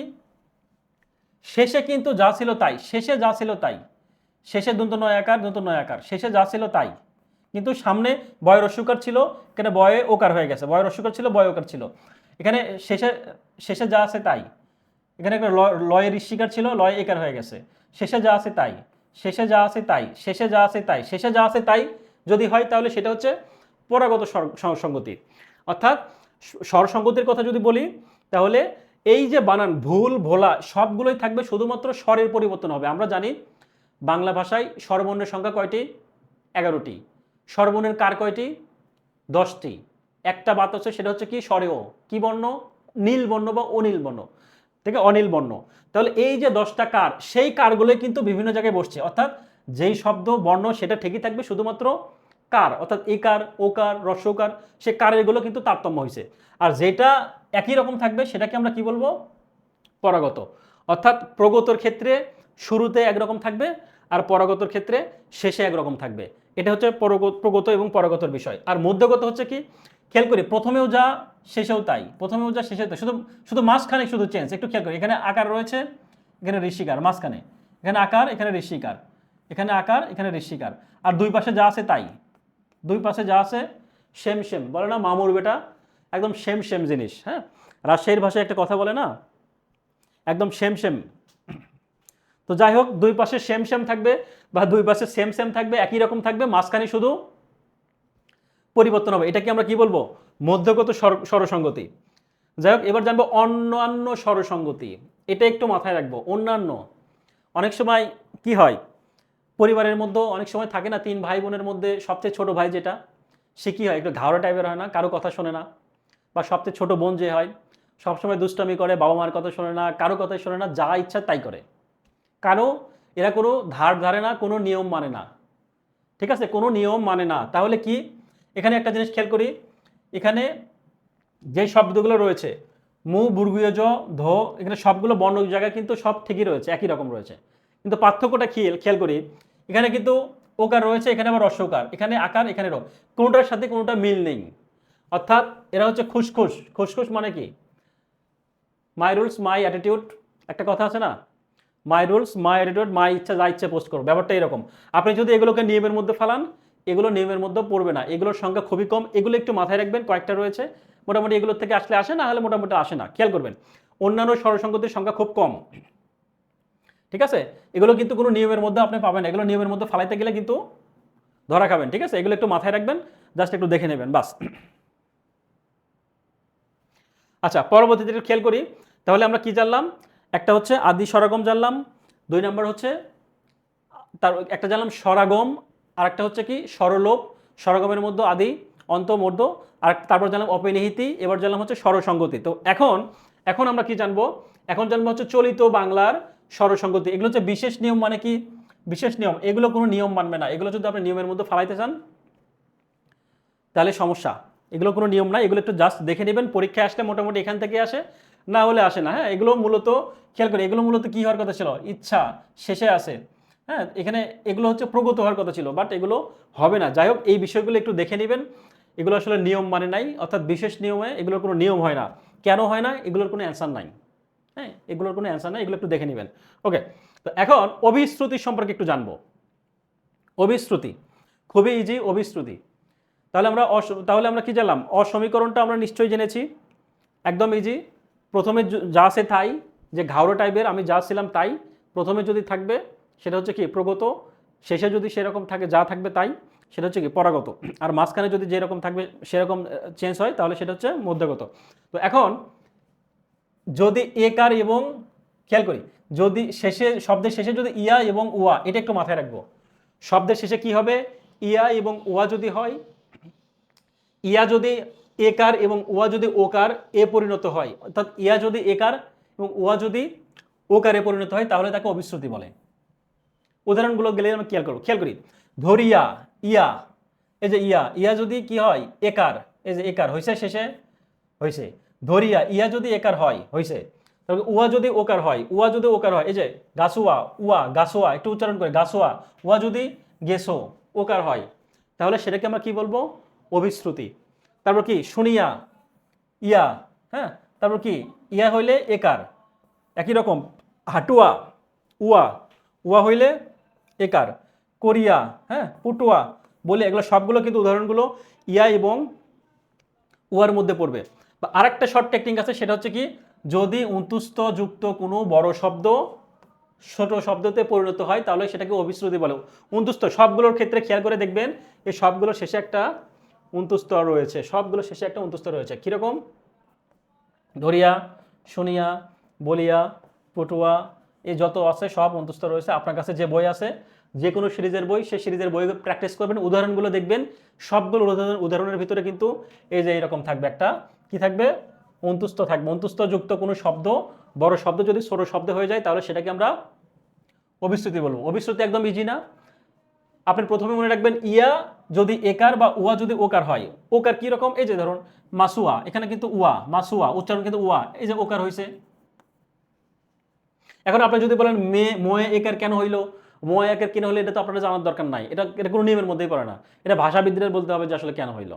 ঠিক আছে, তাহলে মাসুয়া থেকে হইলো মেসো, তাহলে এখানে একটা ওকার আছে না, মাসুয়া বা অর্থাৎ উয়া বা ইয়া যদি হয় তাহলে কিন্তু আমরা এইভাবে অবিশ্রুতি বলতে পারি। বা এটাও যদি না পারেন তাহলে আরেকটা শর্ট টেকনিক, সেটা হচ্ছে কি উন্তুস্ত হবে, সবগুলো শেষে দেখবেন উন্তুস্ত রয়েছে। ঠিক আছে, সবগুলো, তাহলে অবিশ্রুতি। ওকে, তো পরবর্তী খেয়াল করি ধ্বনি বিপর্যয়। খুবই ইজি।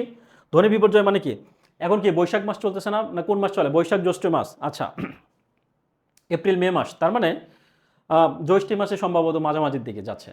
তাহলে বৈশাখে কি হয়, কাল বৈশাখী ঝড় হয় না?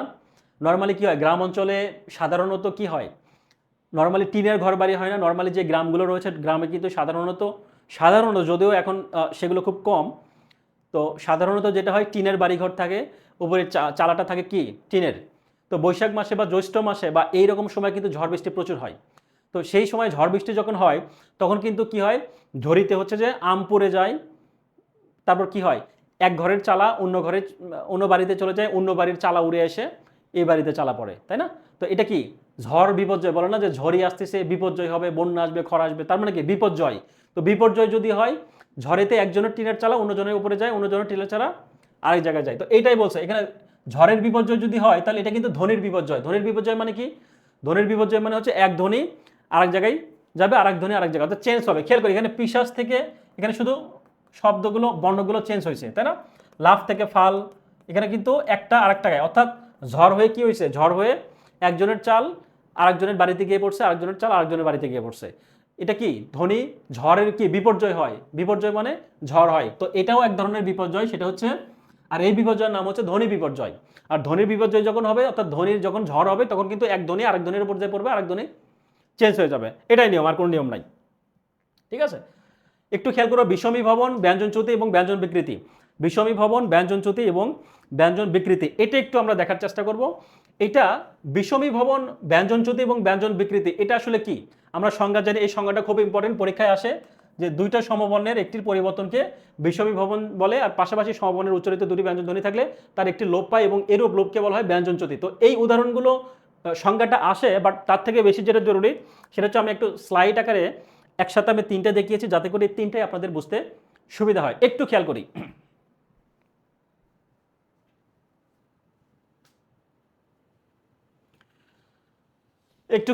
যে বিষমী ভবন, ব্যঞ্জনচ্যুতি এবং ব্যঞ্জন বিকৃতিটা আসলে কি। প্রথমে একটা জিনিস খেয়াল করেন তো, ধরুন একটা ছেলে, তার দুইটা গার্লফ্রেন্ড, হ্যাঁ, একটা ছেলে তার হচ্ছে দুইটা গার্লফ্রেন্ড, সে চায় সে একটা গার্লফ্রেন্ড রাখবে আর একটা গার্লফ্রেন্ড রাখবে না, এটা এক টাইপের। আরেকটা টাইপ হচ্ছে সে দুইটা গার্লফ্রেন্ডই রাখবে কিন্তু একটা হচ্ছে পার্মানেন্ট গার্লফ্রেন্ড আর আরেকটা হচ্ছে চেঞ্জ করে মাঝে মধ্যে। কিরকম, ওইটা পার্মানেন্ট রেখে দিছে একটা, আর একটা হচ্ছে মাঝে মধ্যে ছেড়ে দেয়, পরে আরেকটা ধরে, পরে আরেকটা ছাড়ে, এরকম।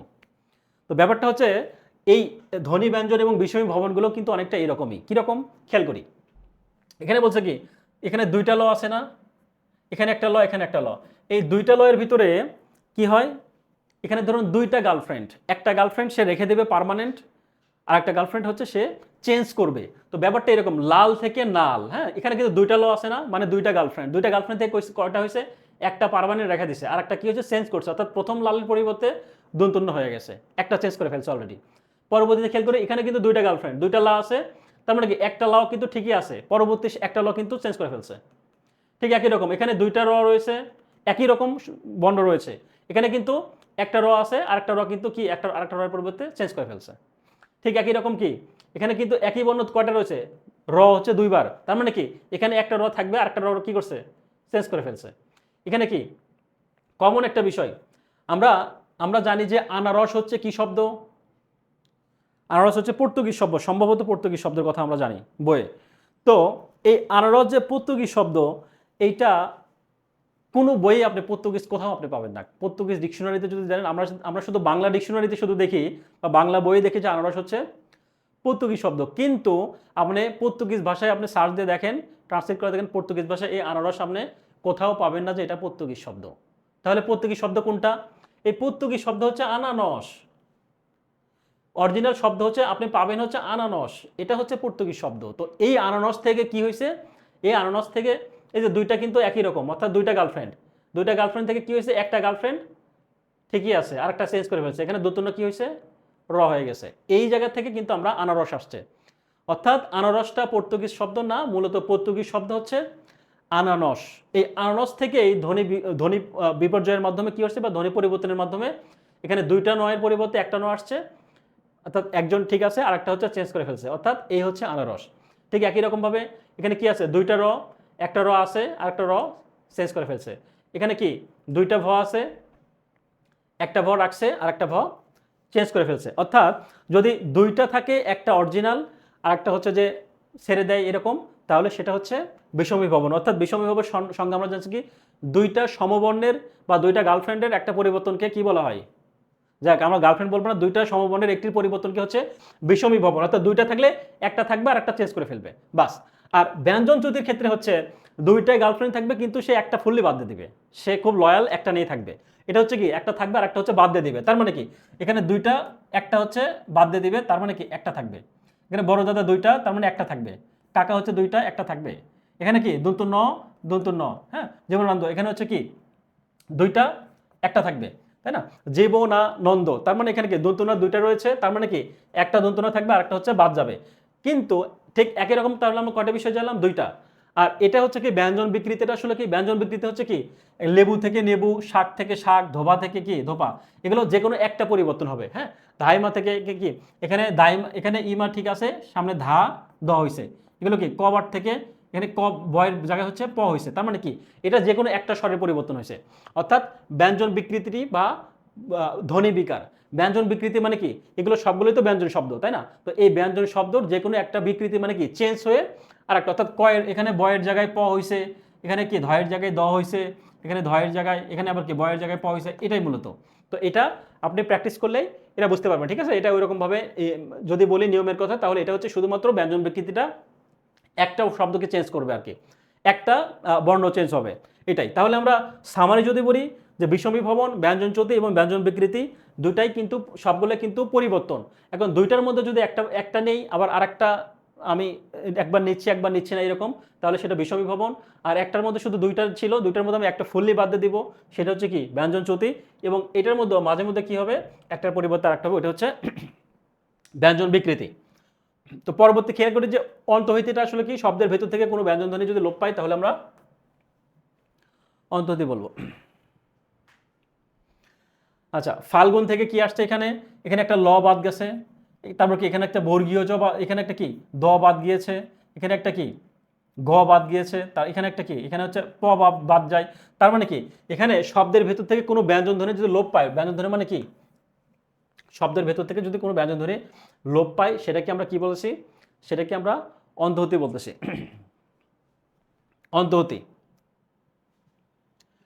এবার দ্বিত্ব ব্যঞ্জনের কথা যদি বলি, দ্বিত্ব ব্যঞ্জনটা মূলত হচ্ছে কি, দ্বিত্ব ব্যঞ্জন আমরা নিশ্চয়ই সবাই জানি যে জোর দিয়ে বলতে হবে, অর্থাৎ এখানে একটা বর্ণ রয়েছে, এখানে কি কিচ্ছু, মূলক থেকে হচ্ছে মূল্যক, ছোট থেকে হচ্ছে ছোট্ট, সবাই থেকে সবাই, সকাল থেকে সকাল, পাকা, তারপর একেবারে থেকে একেবারে, কি একেবারে থেকে হচ্ছে একেবারে, একেবারে থেকে হচ্ছে একেবারে, এটা হচ্ছে একেবারে থেকে হচ্ছে একেবারে। বা অনেক সময় আপনার ফ্রেন্ডরা বলে না যে বন্ধু সকাল সকাল উঠো, আমরা নামাজে যাব, বা আমরা হাঁটতে বের হবো, বা জিমনেশিয়ামে যাব, ব্যায়াম করতে যাব। বা অনেক সময় অনেক ছেলে বলে না যে একদম গার্লফ্রেন্ডকে বলে যে তোমাকে একদম পাকা কথা দিলাম, পাকা কথা না, তোমাকে একদম পাক্কা কথা দিলাম যে তোমাকে কোনোদিনও ছেড়ে যাব না। এটা হচ্ছে কি পাক্কা কথা, মানে কি জোর দিয়ে বোঝাচ্ছে, পাকা না পাক্কা কথা দিলাম। তো এটাই বোঝাচ্ছে সকাল সকাল না, সকাল সকাল, অর্থাৎ অবশ্যই সেটা করবে। তো এরকম জোর দিয়ে যদি বোঝা হয় তাহলে হচ্ছে কি দ্বিত্ব ব্যঞ্জন হবে সেটা। পরে একটু খেয়াল করি সমীভবন, সমীভবনকে আমরা কয় ভাগে ভাগ করব? সেম খেয়াল করি একটু, প্রগত, পরাগত এবং অন্যান্য। এটা একটু মাথায় রাখি। সমীভবনটা হচ্ছে প্রগতের আসলে কি, প্রগত, এখানে কিন্তু যুক্ত বর্ণ থাকবে, পক্ষ থেকে পক্ষ, রাজ্য থেকে রাজ্য। তো এখন এগুলো আসলে কিভাবে যুক্ত হচ্ছে এটা একটু আমরা খেয়াল করব। এখানে প্রথমে কি রয়েছে, ক রয়েছে যোগ ব। তারপরে প্রথমটার সাথে এটা পক্ষ যদি ডবল হয়, অর্থাৎ প্রথমটা যদি যেটা ডবল হবে, হ্যাঁ, পক্ষটা যদি ডবল হয় তাহলে সেটা হচ্ছে কি হবে, সেটা হচ্ছে প্রগত। এখানে কি রাজ্য ডবল হচ্ছে কি, বর্গীয় জ ডবল হয়েছে। তারপর কি দন্ত ন, দন্ত নয় হচ্ছে কি, দন্ত নটা হচ্ছে ডবল রয়েছে। অর্থাৎ প্রথমটা যদি থাকে যেটা ডবল হবে, বা পদ্ম যেটা ডবল হবে, প্রথম ডবল যেটা হবে, হ্যাঁ, যেটা প্রথমটা পূর্ববর্তী অর্থাৎ শুরুতে যে ডবলটা হবে পদ্ম। এখানে কি রয়েছে, একটা দ আছে একটা ম রয়েছে, কিন্তু এখানে দয়ের সাথে কি হয়েছে, তাহলে দটা হচ্ছে প্রথমে, তাহলে প্রথমটা কিন্তু ডবল হবে। এখানে ক রয়েছে একটা, ব আছে, তারপরে প্রথমটার হচ্ছে ডবল হবে। তারপরে এখানে বর্গীয় জ যোগ বর্গীয়, তার মানে কি বর্গীয় জ ডবল। এখানে হচ্ছে কি দন্ত নয় দ, তাহলে প্রথম হচ্ছে দন্ত নয় এবং দ, তাহলে এটা ডবল হবে। হ্যাঁ, তারপর হচ্ছে কি গ এবং দন্ত ন, তার মানে গয়ের ডবল হবে। তাহলে প্রথমটা যদি ডবল হয় সেটাকে আমরা কি বলবো, প্রগত।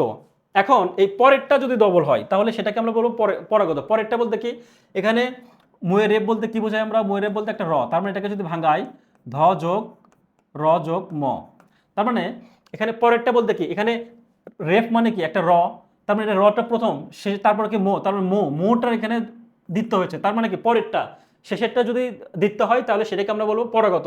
ঠিক একই রকম প্রথমটা কি রয়েছে, একটা ল আছে একটা প আছে, কিন্তু আমরা এই শেষেরটাকে ব্যঞ্জন করব। ঠিক একই রকমভাবে এখানে র আছে, মো আছে, শেষেরটাকে আমরা দ্বিত্ব করব। একই রকমভাবে এখানে র আছে, গ আছে, এই শেষেরটাকে দ্বিত্ব করব। একই রকমভাবে এখানে কি আছে, র আছে, ত আছে, তকে দ্বিত্ব করব। ঠিক সেম একই রকম। অর্থাৎ যদি আমরা শেষেরটাকে দ্বিত্ব করি তাহলে সেটা হচ্ছে পরাগত সমীভবন, আর যদি প্রথমটাকে দ্বিত্ব করি তাহলে সেটা হচ্ছে পরাগত। ঠিক আছে, এখন আমি বলি একটা কথা, সেটা হচ্ছে এক নজরে আমি যে দ্বিত্ব ব্যঞ্জন প্রগত এবং পরাগত এটা কিন্তু আমি এক জায়গায় যদি করি আপনার কিন্তু কনফিউশন তৈরি হতে পারে, যার কারণে আমি এক জায়গায় নিয়েছি যাতে আপনাদের বুঝতে সুবিধা হয়। কিরকম, এটা নিয়ে তো কোনো কনফিউশন নাই, যেহেতু প্রথম ক ব, প্রথম ক রয়েছে সুতরাং পক্ষ, প্রথম বর্গীয় জ, এটা এটা আমরা জানছি প্রগত। পরাগত এটাও কিন্তু আমরা ক্লিয়ার। এখন এই দ্বিত্ব এখানেও কিন্তু কি আছে, যুক্ত ব্যঞ্জন রয়েছে।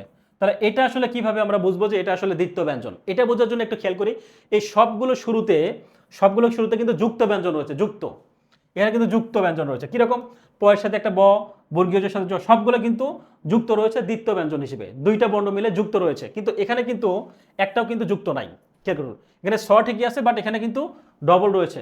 তো যার কারণে কিন্তু এগুলো এগুলো কি হবে, দ্বিত্ব ব্যঞ্জন। এই দ্বিত্ব ব্যঞ্জনের ক্ষেত্রে এখানে কোনো ধরনের দ্বিত্ব নাই, বাট এখানে দ্বিত্ব হয়েছে, এক পাশে নাই বাট আরেক পাশে হয়েছে, যার কারণে এটা দ্বিত্ব ব্যঞ্জন। আর এখানে যদিও সবগুলোই যুক্ত রয়েছে এবং যুক্ত থাকার পরে যদি প্রথমটা যদি একই রকম হয় তাহলে সেটা হচ্ছে প্রগত, আর পরেরটা যদি ডবল হয় বা দ্বিত্ব হয় সেক্ষেত্রে হচ্ছে পরাগত।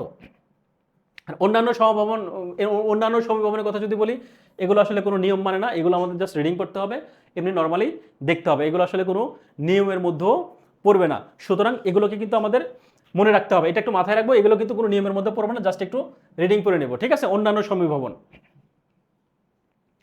আর হকার লোভের কথা যদি বলি, হকার খেয়াল করি এখানে হটা এখানে কি আছে, রস্বই হয়ে গিয়েছে। ঠিক আছে, এখানে কি হয়েছে, রস্বই, এখানে হটা রস্বই হয়েছে, এখানে হটা বাদ গিয়ে কি হয়েছে, বাদশা।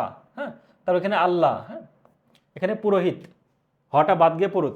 সুতরাং হকার যদি লোপ পাই সেক্ষেত্রে আমরা কি বলবো,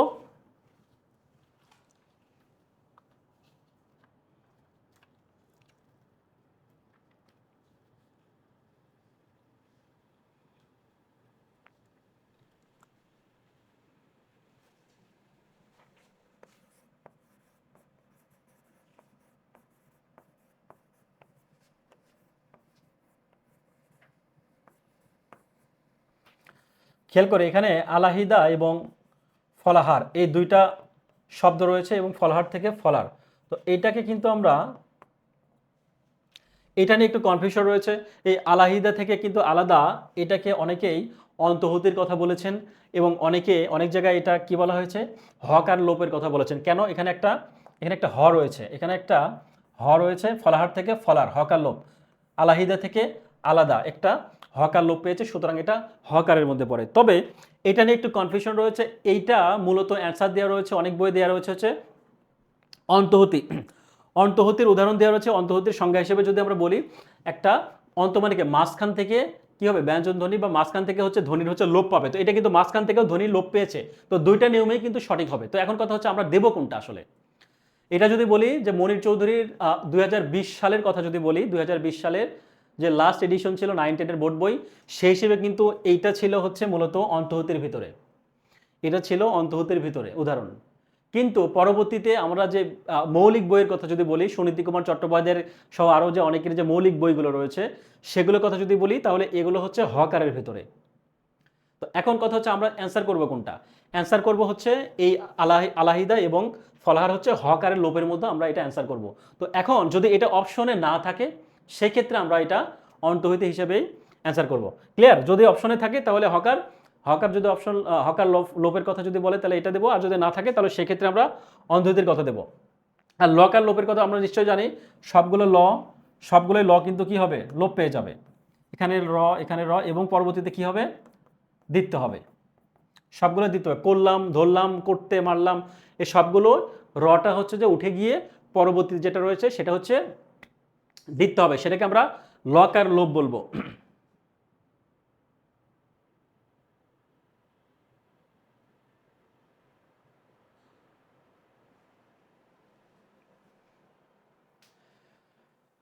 খেয়াল করি অন্তুস্থ অশ্রুতি এবং অন্তুস্থ বশ্রুতি। তো এইটা মূলত কি, এটা হচ্ছে যদি বলি যে শব্দের মধ্যে পাশাপাশি দুইটা স্বরধ্বনি থাকলে যদি এই দুটো স্বর মিলে একটি দ্বিস্বর বা যৌগিক স্বর না হয় তাহলে উচ্চারণের সুবিধার জন্য এই স্বর দুটির মধ্যে একটি ব্যঞ্জন ধ্বনির মতো অন্তস্থ অ বা অন্তস্থ ব যুক্ত হয়। তো এটা কীরকম, তো এটা বোঝার জন্য একটু খেয়াল করি।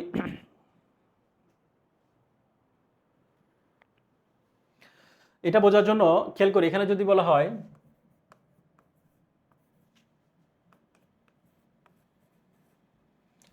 বাবু আনা, হ্যাঁ বাবু আনা, এখানে কিন্তু একটা কি রয়েছে, এখানে একটা রস্য রয়েছে যোগ, এখানে একটা কি রয়েছে, একটা স্বরেয়া রয়েছে।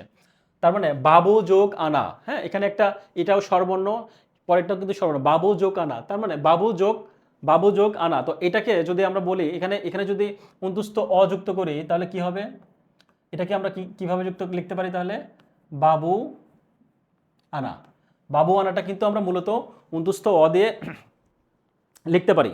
তো একই রকমভাবে যদি বলা হয় গো আলা যদি বলা হয়, খেয়াল করি এইভাবে যদি বলা হয়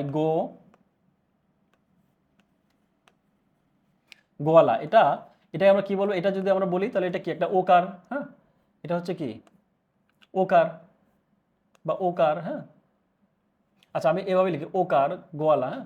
আর এই পাশে যদি বলে সরেয়া, তার মানে এটা ওকার এবং সরেয়া মিলে যদি এর সাথে যদি আমি একটা অন্তুস্থ অযুক্ত করি তার মানে কি হবে, এটা যদি আমরা এইভাবে লিখি তাহলে গোয়ালাকে আমরা অন্তুস্থ অ দিয়ে লিখতে পারবো। তো এটাই মূলত বোঝানো হয়েছে। ঠিক একই রকমভাবে যদি বলি দে যোগ আ, এখানে কিন্তু একটা ও যুক্ত হয়েছে অর্থাৎ অন্তুস্থ আ আসছে। তো এই জিনিসটাই মূলত বোঝানো হয়েছে, যদিও এইটা আগে ছিল না, নতুন করে এই বিষয়টা চলে আসছে, অ্যাড করা হয়েছে। ঠিক আছে, একটু দেখে নেবেন তাহলে হয়ে যাবে। উদাহরণগুলো খুব একটা গুরুত্বপূর্ণ না, তারপরেও যে উদাহরণগুলো রয়েছে এগুলো একটু দেখে নেবেন।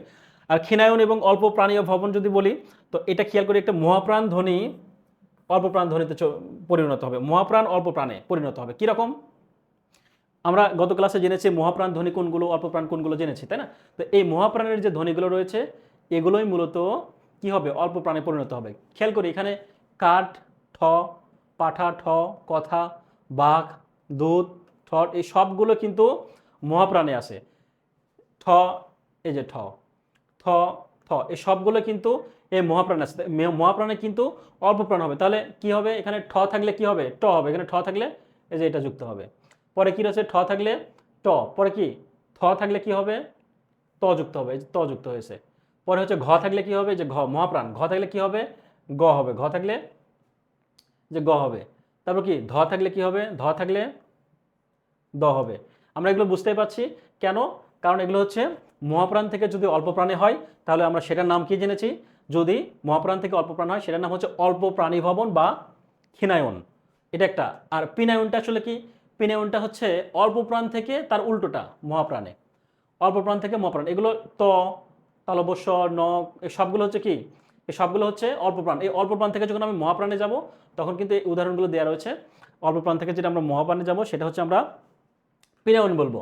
ঠিক আছে, এই হচ্ছে বিষয়। আর অঘোষী ভবন হচ্ছে কি, ঘোষ বর্ণ অঘোষে পরিণত হবে, ঘোষ যদি অঘোষে রূপান্তরিত হয় সেটাকে আমরা অঘোষী বলবো। আমরা ঘোষ বর্ণ নিশ্চয় জেনে আসছি। ঘোষ বর্ণ কোনগুলো? এই লাস্টের ডিজিটগুলো হচ্ছে ঘোষ। এগুলো যখন কি হয়, এখানে খেয়াল করি ব রয়েছে, তাই না? তারপর বর্গীয় জ, তাহলে এখানে কি বটা হচ্ছে কোথায়? বটা হচ্ছে এই যে এখানে বর্গীয় জ, এগুলো কি? এগুলো হচ্ছে ঘোষ। তো এই ঘোষগুলো কখন হবে, কি হবে? এই ঘোষগুলোই কি হবে? পতে পরিণত হয়েছে, হ্যাঁ, চতে পরিণত হয়েছে। তার মানে কি বটা হচ্ছে পতে হয়েছে, বর্গীয় হচ্ছে চ। তো এভাবে কিন্তু অঘোষ, ঘোষ থেকে যখন অঘোষে আসবে সেগুলোকে কিন্তু আমরা কি বলবো? অঘোষী ভবন বলবো, অঘোষী ভবন। পরবর্তী একটু খেয়াল করি, ঘোষী ভবনটা হচ্ছে কি? ঘোষী ভবন ঠিক তার বিপরীত। ঘোষ বর্ণ রূপান্তরিত হবে কোথায়? অঘোষ হচ্ছে ঘোষে পরিণত হবে, অঘোষ ঘোষ, অঘোষ ঘোষ। তো অঘোষ কোনগুলো আমরা জানি, এগুলো এগুলো কোথায় পরিণত হবে? ঘোষে। তো এখানে ক আছে, কি হবে এখানে? কটা হচ্ছে কি? কটা হচ্ছে অঘোষ, কটা হচ্ছে অঘোষ, হ্যাঁ। তো কটা হচ্ছে অঘোষ। তো অঘোষ যদি হয় তাহলে এটা কি হবে? গ হবে। ক যদি হয় তাহলে এটা গ হবে। আর এখানে কি ত যদি হয় তাহলে এটা দ হবে। তার মানে কি দ হবে কোথায়?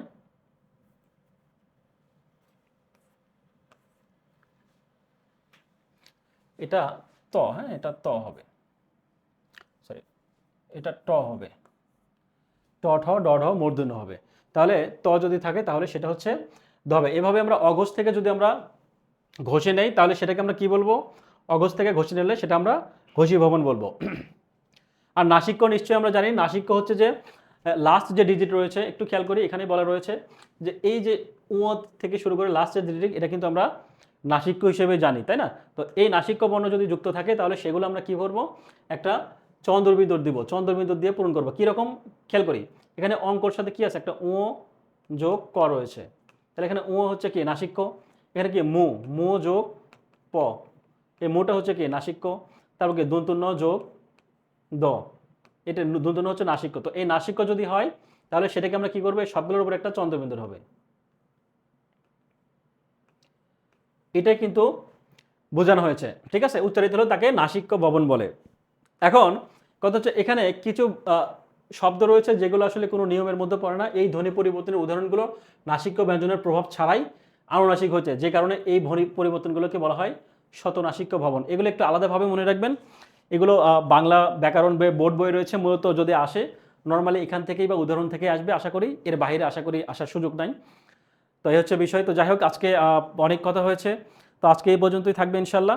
আর একটা খেয়াল করি আমাদের আচ্ছা, বিগত যে প্রশ্নগুলো রয়েছে সেই বিগত প্রশ্নের কথা যদি বলি, একটু প্র্যাকটিস করে নেবেন। আমি শেষে একটু আপনাদের ইয়ে করে দিই, যারা পারেন অবশ্যই জানাবেন। সেটা হচ্ছে মূলা থেকে মূল যদি হয়, আমরা জানি এই যে দুইটা একই রকম রয়েছে, প্রথমটা ঠিক আছে, তাহলে সেটা কি হবে? স্বরসঙ্গতি, তাই না?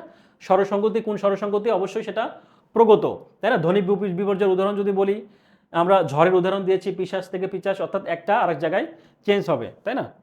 ঠিক একই রকমভাবে বড় দাদা থেকে বড় দা, তার মানে এটা কি? ব্যঞ্জনচ্যুতি হচ্ছে। এই যে দুইটা গার্লফ্রেন্ড ছেলে একটা আছে, তার মানে কি? ব্যঞ্জনচ্যুতি। আমরা জেনে আসছি দুটো সমবর্ণের একটি পরিবর্তনকে বলা হয় বিষমী ভবন, এটা আমরা জেনে আসছি, তাই না? ঠিক একই রকমের দুইটা বর্ণ আছে, একটা পরিবর্তন হবে, অর্থাৎ দুইটা গার্লফ্রেন্ড এইভাবে জেনেছি আমরা, একটি পরিবর্তনকে বিষমী ভবন হবে। স্থাবল থেকে আস্থাবল, স্থাবল থেকে যদি আস্থাবল হয় তার মানে এটা কি? একটা স্বরেয়া যুক্ত রয়েছে, অর্থাৎ এখানে আদি সরগম অর্থাৎ স্বরের আগমন ঘটছে এখানে।